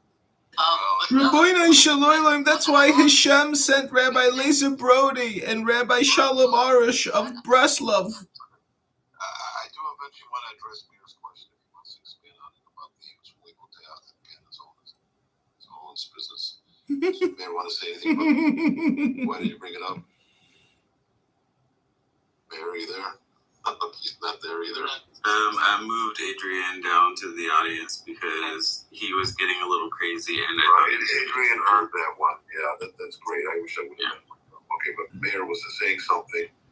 And No, Meir wasn't talking. You were trying to get him to talk while he was saying nothing. Well, he said something about Candace Owens. Was it who? About the Candace Owens? I've been resurrected like Jesus. I'm back from the grave.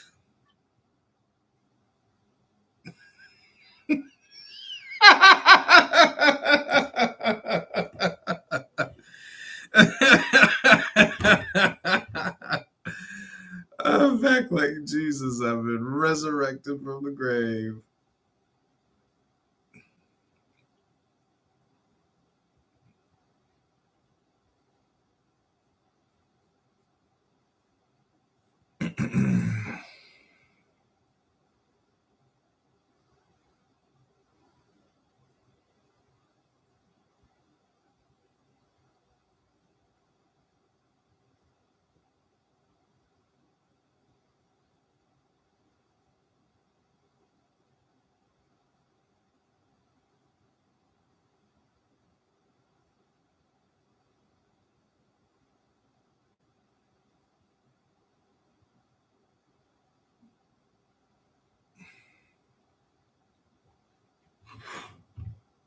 Okay, this is the Adrian Dittman podcast.